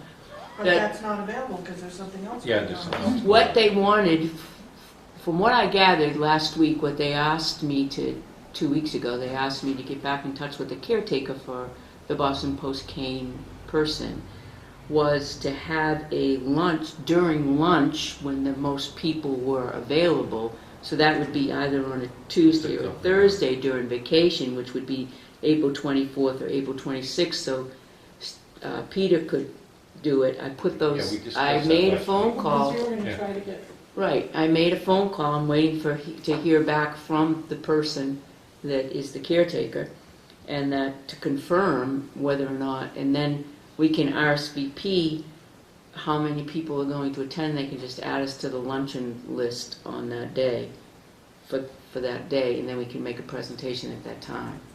That wouldn't be a problem so at that's a the Thursday or a Tuesday that Tuesday week. or Thursday of that week. Okay. It would be the 24th or the 26th, would be the most Change that. to- most people. Okay. Okay. Well, I was just curious. I was just trying to. Yeah, I'm figure just out. waiting back for the caretaker to get back to me, and she was out of town for a few days. Okay, and so then there's this that you want me That's the same day. Thursday. When is it, the 26th? to, no, is that the 26th? What week were we talking about with that one? April 26th. Week of 4/24 during lunch. What's the date of this 26th? What date? Thursday. Thursday. Thursday. We were talking about a Tuesday or a Thursday. This particular invitation is for a Thursday on the 26th. So All right, so that would let's, be a great date. that would be a great date, so let's get back to, let me call Cindy tomorrow. Caretaker? No, let me call the caretaker back and try to, and ask Cindy if it would be okay to have, I didn't realize we had that. Let's call Cindy first and see if that would be okay to make the presentation on that day. I'll recall the caretaker and see if we can't do that,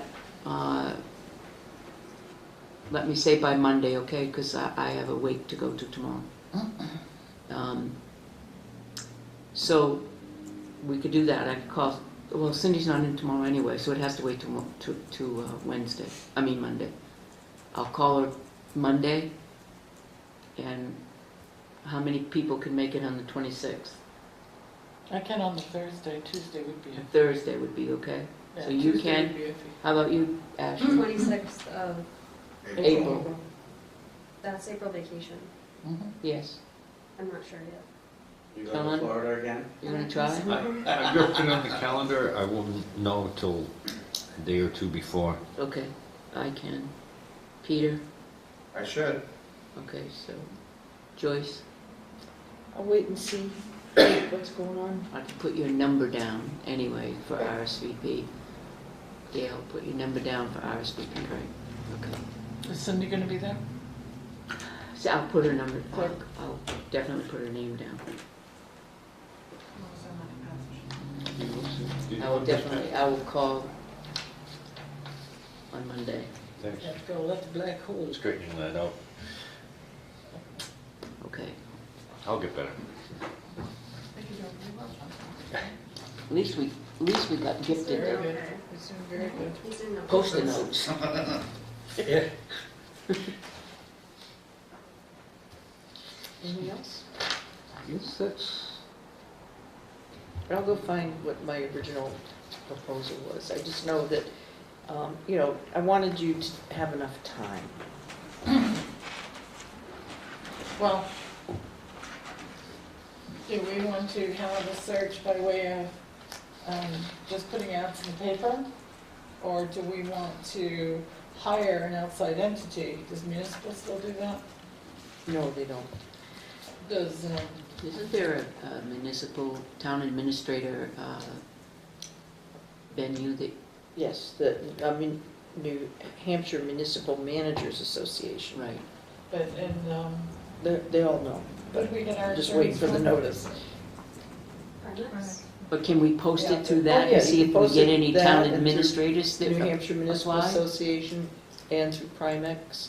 You can also post it on Don Jutton's website, so those three you can post. That wouldn't cost us anything to do it on Don Jutton's? No, it wouldn't cost anything to do those four that I just mentioned. What if we did that for like a month, and then, or not even a month, and then see what we get as far as town administrators? I'm thinking, save money. Yep, When we have outside agencies do those job searches at what, 3,000 to 5,000? yep, Yeah, that's... and then start interviewing. Yeah, I agree. Who's going to be on the interviews? Who's going to be? Board of Selectmen. Board of Selectmen, yeah? Well, Kim and Joyce and me and. Well, no, I had suggested if the board wants me to participate, I'll be more than happy to give you my opinion, but I did suggest that once you get it down Narrow it down. narrow it down, and you're pretty close, like, yeah, we've got 3 candidates here, then that would be a good time to invite the department heads to come in and meet. I think that's a great plan. And ask. myself. Mhm. Right. Because they're They your have to fit, employee. right, and they have to fit with everybody. Right. You have to fit. Sounds like a great plan. Right. So they'll be helpful in just helping you to vet as to whether or not they know their stuff. Mhm. So that would be like maybe once you get it down to like maybe, I mean, no more than 5, but. Can you start getting us some questions together for, Oh, sure. At some point, we need to Trigger question. probably in Yeah. non-public discuss a wage variable. I think that was included in our report. And, but that was a suggestion, so the Board of Selectmen need to discuss that. right, You know, time, experience, right, blah, blah, blah, I agree, based on. Drafted. We should have, right. Good, need to draft up an ad, how we want to word it, We need to discuss that, yeah. and you know. responsibilities, we're gonna keep on. But We if should do that the next week It's a or lot. two. if Joyce gave us some really good, kind of tricky questions to ask that really we know only town administrators would kind of delve into that kind of questionnaire, But would also be good. knowledge of, like you definitely want somebody with some economic development, Mm-hmm. because you're gonna attract applicants like that because of our downtown. Yep. And police, find out what their experience is with police and knowledge of, Union and you know, HR. I know HR. binder course and wearing Insurance. course, but not much after that. I know that water runs downhill and that, Only above ground. and that roads are, it's all about drainage, all about drainage. We can send poop uphill. That's all I know. And then, yes, and then HR. I think one thing that you got, just the 5 of you need to sit and discuss is how you wanted to divvy up some of the duties. So which, I- You know, look at the job that. description. I'd Right. be interested in hearing, having a recommendation from you, Gail and Tim, Mhm. on how those, and not necessarily as a group, but independently or as a group, but how you see that, those 3 offices working. This is scary because we were thinking alike on this one.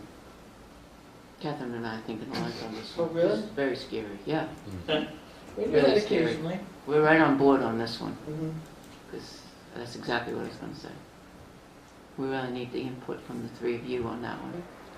And look at the job description and say, you know, perhaps maybe we need to restructure the 3 and see if what we can do. But the, I guess my advice would be is that whoever you do get as a town administrator, that they have to, they're a generalist in every facet of municipal government.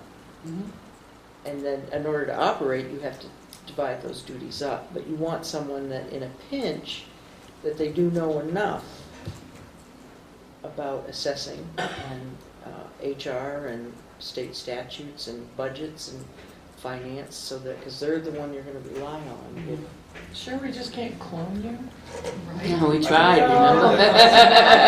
I know we can't convince her to stay, because she deserves it. Well, it's exciting what she's doing. Yeah. Very exciting. I'm very I excited just don't know about where her I'm next gonna- year. where I'm gonna- Very excited. Oh, man. But I mean, you. Oh, it starts here, John. Look, Look. that's where it should be. But Whoa! it's gonna get stuck there. And then I'll push it back down. If you're looking for it, you'll know where. That's why I used Okay, to so- start it down here, because he was the last one on it. I was in the end, yeah. Now I get stuck Now in he's the in the middle. middle. So did You you guys have want, did you want to start with Tim and I and Gail giving you, and maybe even Brock and Cindy and the chief giving the board just some of the thoughts, written thoughts? I think it's great. And then you guys I can love input like spend some that. time and. Say that That's just again, me. Joyce. It's just me. That, I mean, I'll put my thoughts down, and then Gail hers, and Tim his, and I would say, you know, find out from Brock, what do you think, you know, the town needs, what do you know, what do you think? And same with the chief and Cindy. Yep. And Heather, but she's not here that much. And then look Yeah, at that's the a good job idea. description, and then, at least then you'll kind of know how we've got things divvied up right now, but your town administrator needs to know all those things. If anything happened to Tim, I could figure it out and I could do it. And if I didn't know, I wouldn't know who to call. So same with Gail, you know, Before figure it you out. leave, or before you get up for leaving, I had one question. Was we still have some time, but we're approaching review time, and every year we say these review forms are horrible. They're what? They're already being drafted new. Oh, they are? You gave me that charge a couple We asked. months ago. Okay, Yeah. so can we try and Yeah. get that so that we're not Yep. all 5 of us saying we're grading? Well, you remember we all graded differently on that I scale. offered to do the chiefs and Brock's and Tim's and Gail's. Now when you see that little dot. I mean, I offered to at least start them, and then the board, then you can make all your comments and everything on them.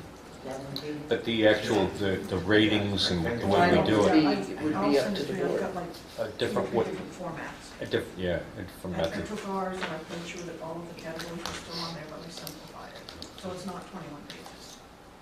Maybe more. Yep. I think the biggest problem we had was the numbering thing, that everybody Correct. had a different opinion of what the highest, middle, and the lowest numbers were in the descriptions that described those numbers. Didn't seem real clear. So if we could somehow spend some time straightening out the form before we get to actually rating them, that would be great. make that go real smooth this year. John, the other thing for next week on the agenda, there was, people wanted to come in, I put them down for 5. There's nothing else on the agenda for next week. Well, hiring process, and is Brock gonna be It's on gonna the take a meeting? long time. I would like to ask for you to get one next Thursday because it's Holy Week and I have this for the church, so by 7, I'm just gonna. That's right. I'll be here. Come on to that. The hiring process, probably we should allow at least about 45 minutes for that, the hiring process, and save some time for that, because we need to go over that, and Joyce will be here, so we don't have to hear. Okay, so you got that? We're good with at least like 45 minutes to go over the hiring process. Oh, and, Yeah. Northfield did approve, I heard yeah. the island there, not, I'm Was getting it, emails on that already. They voted for Saying- be that. happy or? Not surprised. Happy, they wanted to know what the process was now, to do it. And I did happen to run into Scott, and I forgot the name already again. Do you remember what the name of that thing, Oh, Cypre? Cypre. Cypre was the process that one lawyer would have to go through to be able to obtain that, the island to Tilton. Right, because we said we weren't gonna spend any money Right, until next year. Cypre. So we'd probably be our next, No, we You didn't didn't. say that. No, we We did did, not I say that. did. it was I it stood up was and said minimal. that. Selectmen It'll be did not, minimal. the Board of Selectmen did not make any That's promises. correct. We said And- any cost would be absolutely minimal. Yeah. And I explained that there would be costs and it would come out of what is already approved. Right. But John and I stated, John stated at first, that our votes at the table would be not to take ownership of the island until we came back to that body.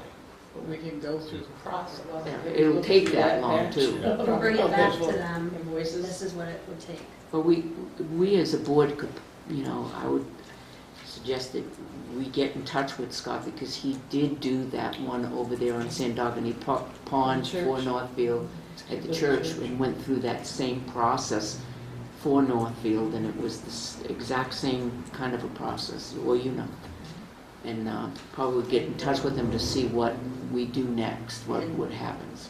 The other thing is maybe the school district had hired John Tagg to do their property, and so maybe the school would share their information with us.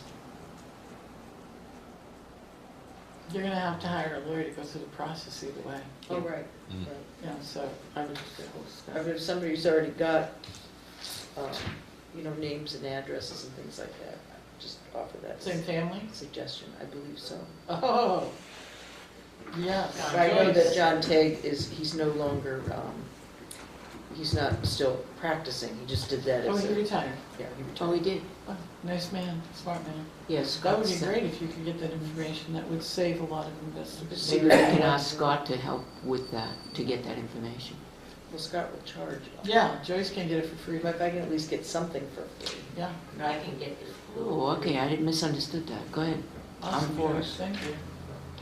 But I would like to ask the board, go ahead and ask, to have Joyce ask the school and get that information from the school, but also ask Scott. Go ahead and see what info you can get from Scott.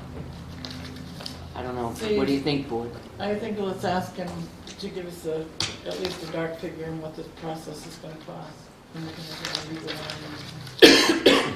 What the process is, maybe explain what the process is, because we don't know what the process is. Well, that'd be interesting Yeah. too. Okay, I also ran to somebody that we had talked to about putting the rocks back, and they may be considering doing that if the water goes low. They were concerned because of their business that they would want to make it perfect and get them back. And I explained that we would like to have them at least temporarily put back to protect from getting worse, so that we can then move forward to get it done the right way. But Right. instead of having all the roots exposed, put some rocks back closer at least to the wall. To How are deflect you the water. putting them in? By hand? Yeah, Okay. Well, and that was a big thing. We Not can't use mechanized? no. Fulcrum. You could use, yeah, And like a tripod, that's and it. that's why I suggest like Fulcrum, yeah. they set up, But they, you know, the way we used to pull If you- engines out of cars. if you look at what was done before, and I forget Okay. the proper name for those baskets, but they made the wire baskets along Oh, the edge. Cambion Cambion, bass. and they filled them with rocks. Mhm. And the granite was actually placed out here, and then this was filled in with smaller rocks. The problem is those granite slabs, they're not pinned together, No. you know? And so, So it's easy to lift them back, so when we put these in place, we may want to consider pinning them. Definitely. and I It's was, just, I think as time goes on to what their suggestions are to get it back. Ideally, we need to put footings in and do the permits with DES and do all that. you need footings, but you definitely need to pin them, because they were there for years. The only reason they Well, were here's- dislodged is because of, remember we had that unusual flooding event? Yeah, That's what dislodged them, and then once some of them got dislodged, kids were, because that flow of water, which was incredible, eroded underneath and you were able to roll them over. So, you So- just do like regular rebar to repin them?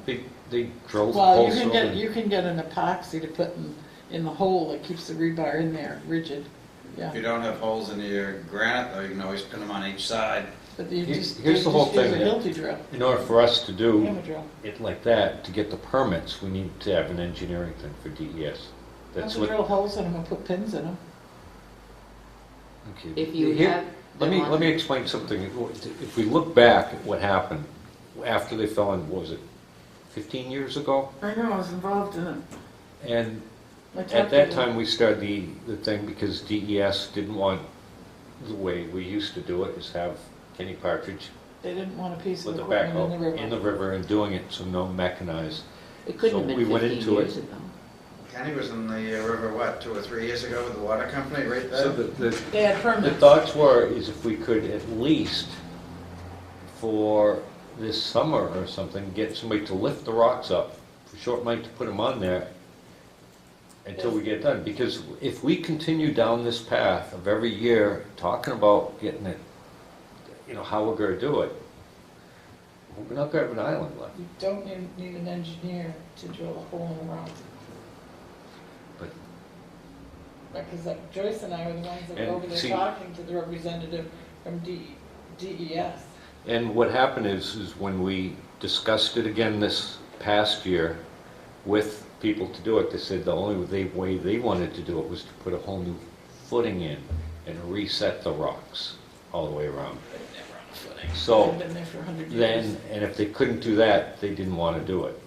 If it's a man-made island, how would you put a footing in without digging down below? Exactly. You would dig down below. It's Exactly. called sandbags and pumps. Been there, done that. They'd have to either drive the metal Wow, pilings in, dig Coffer it down. dam. They'd have to pour things with. that's a lot of You Freeze build a it. coffer dam out of Exactly. sandbags, and we have these special panel things. You So don't have to have that. what I will You do is- pump the concrete over. I'm going to spend some more time talking with some of the qualified people and see what we can get done without. So we save it. Since we're on the island, under your report, were you gonna talk about the electric at the island? Yeah, the breaker's definitely thrown, is definitely a short. I set it on 310, I went over there and found is this it. your report? Does everybody have a copy of it? Is this yours? Oh, yeah, so I went over Oh, I there didn't see that. and found it, you can see that I found it set at 9:30. Mm-hmm. And it was on at 3 and off at 7. And I was there at 1 o'clock. So I set it for my timing, that I was there at 1 o'clock. I put it on at 6 PM and off at 6 AM, just because that was easiest. And then you can see I was there at 3:10, nothing had changed, nothing had moved. I tried the breaker and immediately, threw itself, immediately. Okay, And then I was there at 3:14, same thing. And then Gail had asked me if I had a report, and I decided to go over there on the 20th. Same thing. The minute you throw that breaker, it completely shuts itself off. It's quite impressive. No sparks, but it's quite impressive. So which one are you switching? Neither of those. Those are the breakers. Do you have the pictures I did? Yeah, John. So John has a picture. No, No, there's pictures color pictures in here. Where'd that- that'll show you. Doing it again. Here we go again. There it is. So there's the time. There's a picture of the timer. Hold on for Yeah. a second. I see the Ashley timer. has it. So Joyce, here is the timer, Yeah, and there's the breaker box. Yep, The breaker box, if you walk over there, is up here, and the timer's down here in two Yeah. separate boxes, yep. okay? This breaker, This is right the- here, the timer see where it breaker says timer? keeps, You will see it's off, and if you try to put it on, it immediately throws itself off. There's definitely a short. I bet it's water. This is the timer underneath, nice and new. but that Really easy to says, set. oh, I see, these are both on that one, the timer and the GAZ poster on that one Yeah, I temp had no idea what that was. Gazebo So- post. gazebo Well, there's a post. lot of gazebo posts. So can we just have, Maybe all of them. if So we have a here's the short, main. can we just have the electrician go over and trace down the short in that line and fix it? We should probably let Northfield know, What we should do because it's is gonna let cost money. Northfield know that there's a Uh-huh. problem, see how they want to approach it before we spend any money. And they're probably going to want an estimate of some sort, and we can do that. And we have an estimate. But let's Was that get an Northfield estimate to involved. figure out what's wrong with it, or was that an estimate to install a photocell? Oh, that's the estimate to install a photocell. Okay, because we're talking about two different things here. Yeah, all they have to do is check the breaker. Well, I mean, it's the wiring in all the check the posts. short. You know, wherever the short, it could be the wiring in all the posts, could Yeah, be in that line. animals, water, just looking water. And this one. Now that, but however, the problem that we had regarding the timer and the light staying on all the time has nothing to do with the breaker. No, but you can, That was that's why I failure to took a set the picture breaker. of this. Yeah. I mean, this is so easy to run. Well, that was the question It's in a everyone had, said, lockbox. well, if it did the breaker, why is the power still on? Well, Yeah. I That can was tell the you question. that It was if 8.5 you hours don't go off. over there with a little wrench, so you can give these just a little oomph turn, these will move. I have the same, You Timer. lift the dial out to turn. no, this one you move these. No, I'm to This, adjust yeah, the yeah, time. this one you pull out, yeah, oh yeah, Set the this one. time. Yeah, but if you didn't want to change the little screws, you could just pull it out and move it to what time you But want. this is your on and off. Mhm. These are your on and off taps. If you don't, if you can't Green just is on. finger tight these, unless you got vice grips for fingers and walk away, because after a while, they will move. They will loosen up and and that's maybe what was happening, because, you know, unless I you say want- get Josh, I say call Northfield and tell them what it is, and then It- just get Josh out Yeah, there let's after they straight- respond. Let's straighten out the short problem and make sure the electricity is By the good. time we get Northfield and And then figure it after out, it's that, we'll gonna deal be with the timer. concert time. I got a feeling Northfield is gonna not want to get it. So, but in this picture then, We so gave you this, the this island. one's on, off, That's your main on. That's your main, yeah. So it's definitely this one that you turn it on. Oh, yeah, goes- it is snaps immediately. back. Okay, Okay. I've had it go stay on for a few seconds, this went immediately. It's Doesn't short. this all go into just one conduit? Well, all the wires, No, they'd have to break all it your up. power from the street comes in through that main Yeah, and feeds all of those. yeah. And then from there, there's a wire that goes out and feeds all of the outlets and lights and different things as they're listed. If one of those shorts to ground, earth ground, then that breaker will trip. Okay, So the one that's tripped says gas post. yeah. So according to the way that's labeled, there's a short in the wire between that breaker and the gas post. So But weren't these, he should test them all. right, but weren't the bridge lights on the timer? Christmas lights? They had their own timer. They had their own timer. The bridge lights and the gazebo lights. Had their own timer. So he can Can I track just that borrow down. these then? You can have them, I have a picture of my computer. Okay. I Yeah, he took can- those because I thought it would be easier for you to see. All right, so what do you want Josh to do? Fix Find the it, short. fix the Find the short. short. After you contact Northfield, let's do this right. We should probably double check all the circuits around before we start the concert season Okay. and the band played on. I have one. Are you doing something? Am I done? I'm gonna. Yeah, I think you're done. We can do selectmen reports.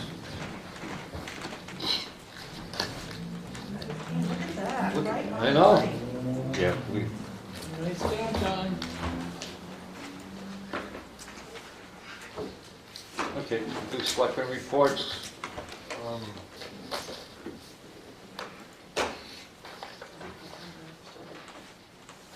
Let's start down. Is there anybody ready? I said, I just have the Applebee's pancake breakfast to benefit the senior center on Saturday, 8 to 10. Senior center and Every Child is Ours. It's this Saturday from 8 to 10 with the Easter Bunny. Unfortunately, it's the same time as the Munisquam District That's School right. meeting. You can go before. It's They start at before, 9. they start at 9, so you can go before and have breakfast and still help out the senior center and Every Child is Ours. That's it for me. I've already reported on that other Do you have anything, Peter? We haven't heard any further on tree bids, have we? No, Okay, that's it's it. in your report, I think. He was gonna have them for us in the report, I thought, but Oh, and the other thing in his report, truck 2, I don't know if that's the Peterbilt, the International, being nice in his report. Had work done on it, I don't know what the truck 2 is, I'd like to know. Truck 4, I said was the GMC, so I know that's the older pickup. I'm just trying to figure out which vehicle. That's all. thank you for saying that, because that really is, it's, Well, I think I pretty much and then went over four is everything CMC. that I had. Oh, actually, So I have two things. I'll do the first one, which is, I think easy. So the park commissioners, have, yep, I can't. Hired Ralph again to do porta potties. They didn't, the price doesn't vary from last year. But I believe, Who? was it the Ralph? Byron's. Byron Septic, thank you. Byron Septic. Byron Septic. Ralph's is who we used to go with. It's been a long day. I've done so many different things today, it's crazy. So, somebody had said to me sometime back that there was a possibility of having 2 porta potties over there. But in my, was it you, Pat? Yep, But they, in my going back and forth and parking and looking at the meter, I kind of looked at what's available. So, first thing, our platform, needs to be extended. well, it needs to be looked at to make sure it's still secure. oh, that would be horrible to tip over back there into the river with the Because I was blue. looking at it, You get a free rinse, John. I'm pretty sure they float. Yep. Yes. I don't know how it'd be going over the dam, but Oh, that's to me, a it horrible looked thought. like it was out of level. Yeah, And I don't know where you put a second one, but my suggestion is, they'd be more than happy to put one over there. I don't think you need 2 ADAs, but. no, that's no, me. just, One. But I Right. would have Brock go over, check out the one we've got, and I don't know where you put a second one, but that's not up to me.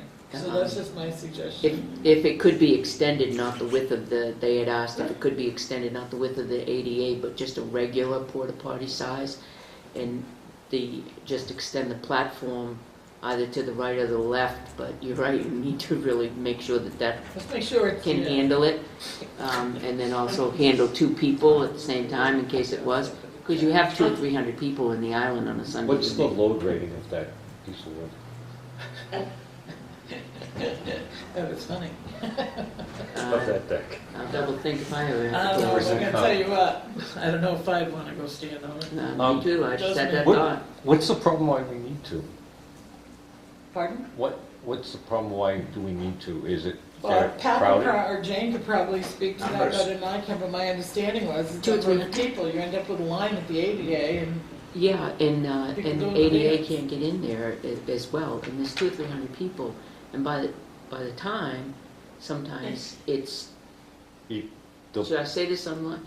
Sometimes it's, by the end of the evening, it's so full, and they don't come for another week, so people using the park during the week, sometimes it's full, and you have to make a phone call. So, 2 would be probably better than just 1, because the usage it gets. And Byron's would be more than happy, if they knew that got that amount of use, they'd be more than happy to come, I mean, there'd be an extra charge, but they'd be more than happy to come over and empty it and clean it, say on Monday or Tuesday. So you want to add a second porta potty? Oh, I don't, I'm just saying, it had been said I to would me, look at it. evidently by Pat, and I'm just saying, if you're gonna do that, check out the existing platform, make sure it's still Yeah. secure, and then, they'd have to build a second one. Who pays for I would that? ask Brock to The look Board at of the, Selectmen's budget pays for that porta We- potty. Do we split it with Northfield? No. I would, We never have. I would ask Brock to go over and look and assess to see if we can fit a regular size porta potty, not an ADA, onto the existing one that we have now, and to make sure that this is shored up and level and secure enough to fit both of them. See if it's possible and get an answer back from him, and then let's just go from there. If it can be done and it's possible to do that, then I'm all for it, because it's definitely going to get the usage. Well, it is, and there's a lot of seniors over there too. A lot of people go to that park. Yeah.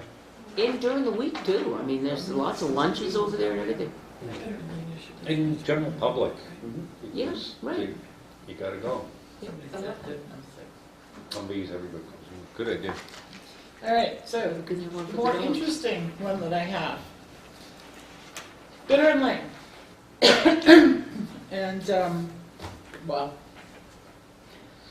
the Agway property. Is everybody familiar with the Agway property? Yes. So if you go down Bitter and Lane, at the end of their boundary that they share with the business behind them. Is everybody with me? Just before that boundary, there is a culvert that goes under Bitter and Lane. Yep. It goes under the town road, town culvert, either we put it in or inherited it when we took the property. The culvert goes from daylight to daylight. There's no treatment, pre-treatment of anything that goes through it. Well, somebody went over there on the pond side and dug a ditch from the daylight under the culvert down to the stone riprap on the shore of Ice House Pond. Remember pictures of that? Recently? Yeah. Oh, they did. Yeah, there you go. Yep, they did. You can't see it quite so clear in this one. Where would they fund the equipment to But do now you that? can see where the ditch line goes down to the stones. All right, sure. So, the abutting property, their property, that company purchased where the athletic building was going to go, the sports center was going to go. Their property comes down on the other side of Bitter and Lane, the pond side, and kind of wraps around there. Well, I didn't realize it until yesterday morning. Where that ditch is dug is mostly on town of Tilton property, because the town of Tilton was deeded in 1983. No, sorry, that's when we took the road. This has to be done with a loader of some Yeah, sort. to the tooth mark. Excavator, yeah. In 1993, let me change the date, the town was deeded a parcel of land, and I can pass this down, 50 feet wide, and it's described in this deed. It's not a right-of-way. What we were given was a piece of land described as a right-of-way on this plan. So this shows you the piece of property we own.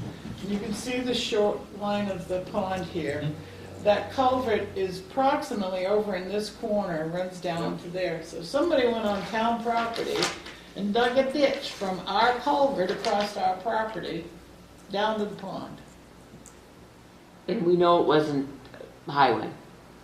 Oh, yes, because I was talking with Brock yesterday on some park stuff Yeah, and mentioned it to him. I felt that he should know as Public Works Director, and he was yeah. dumbstruck. Wow. And I told him, I said, this is an FYI until you hear anything from the Board of Selectmen. Don't, don't act on this. What do you think is the purpose? To open the culvert up to drain Drain across the swamp. I have no idea why Well, they would do don't this. Drain the wetlands. I was over there, and I have pictures of that too. I'm sorry I didn't think to print them all out, but I was pretty busy health officer today. So on that boundary that is shared from Agway, the Agway property to the property behind it. I was down there last fall with Chuck and Kathy Mitchell from the Conservation Commission. And they happened to notice that there's an active spring in between the two properties. I can't tell you exactly on which property it is. It could be shared by both, I don't know. But there's an active spring. So what happens is the property behind Agway, from their parking lot, drains down into a ditch beside Bittern Lane. And it comes down along towards the Route 3 south, picks up the water from that spring, and then you can see it in this picture, the water from the parking lot at the old Agway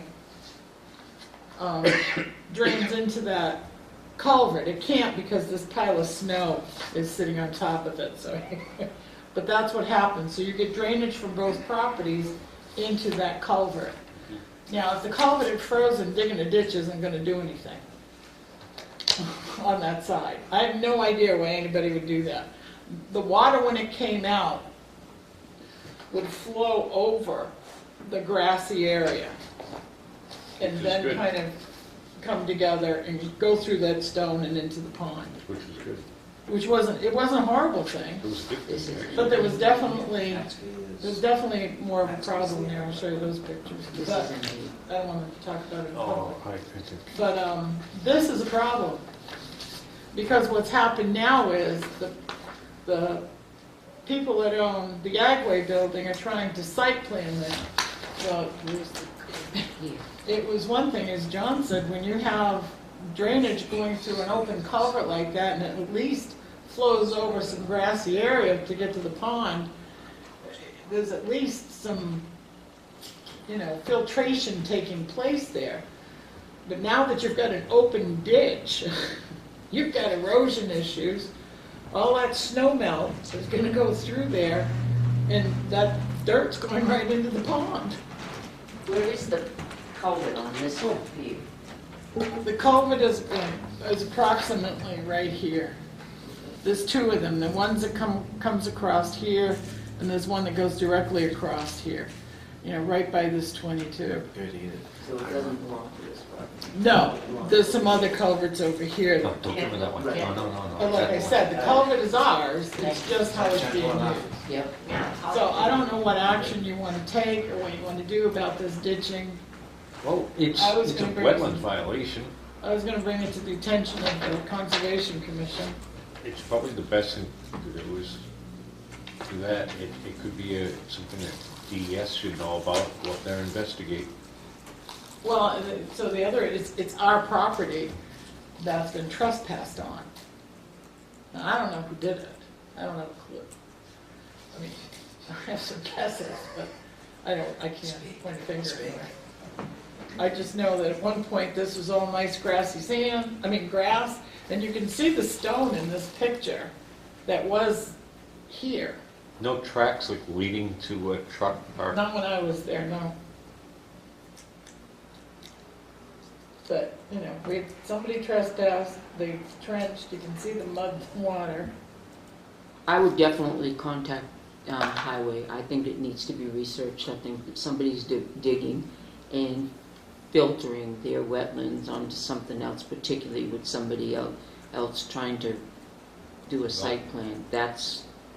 Needs to be It's researched. trespassing. Well, it's destruction of trespassing, and town there's a lot of property. violations here. My biggest problem is you've got these people coming in trying to site plan that Agway building, and it's like they're the sacrificial lamb because somebody's doing these kind of violations. I mean, I'll be honest, as a planning board member, I probably could have looked at that and said, well, until we get this fixed, I'll go with a conditional, but you've got to do something here. I can't do that now, because now I've got this open dirt trench. Which is a road and Right. go down into. Right, so now we have a big problem, and it's Supposed to be affecting riprap in there, this but applicant, Jesus, and huh? that's really wrong. So, yeah, I didn't know what you wanted to do about it. Could so. the police find out? You don't know. I don't know who did it, but I can't imagine that. Who benefits from it? Do we report this to the police department and ask them to investigate it? Trespassed onto our land and dug a ditch. Yeah, why couldn't we do that? And tell them it's pretty serious, it's not just a, I think that's a great idea, what does everybody else think? and even if they don't find out who it is, they're gonna think twice before they do it. Because it's trespassing and Oh, property yeah. damage. Does anybody object to that? I think that's a good idea, why don't we start with the police? Maybe whoever, figure out who the If dog it is. is a trespass. Yeah, could I have the other pictures, please? All right. Do your camera out there. Thank you. Check John's files, maybe, because he may have more. Check his pockets. Before he leaves. Check his files. I'm just thinking of it. Did he? Great. Never see it again. Oh, I don't want anything at home, I'm So virgin. I just wanted to know what they're looking Peter, what do you have? What am I saying? What did I have? That yellow Well, one is delicious. when this meeting leaves, Yellow. come upstairs, I'll show you better. I'll give you better. Junkyard license needs to be signed. Clean. I'm on, did someone was upset? I'm not. Take a bite out of it, Jane. If you don't like it, rewrap it and put it back. So where is this? I'll roll it up. Well, Yeah, make it look I'm gonna nice. show you My this. mother used to do that. She didn't Before want anybody was to legal, still saying that. She took bite into it. Mice ate, the rats ate it. Never take It's a constricted business. Kids, we never took a bite, ever. She had the whole box full. It would fish it out. Right. Smart woman. All done? What? You get stuff to sign on that? Yep. Okay. Again? He's recording. Yeah. John, we wanna go home. We had all this stuff earlier. Sewer easement. Somebody slid it under there, I didn't catch it. Slap him. I'll show you the other. Now, let me show you the other. Well, it's not sewer. Because that's Rogers Development's sewer easement. Okay. We're gonna be on time. I think that's Put my it. pen All away. right, motion to adjourn. Second. All those in favor? All right. Aye. I gotta say, So there be is a it. really big black hole down this end. I can't hear you down there when you said that.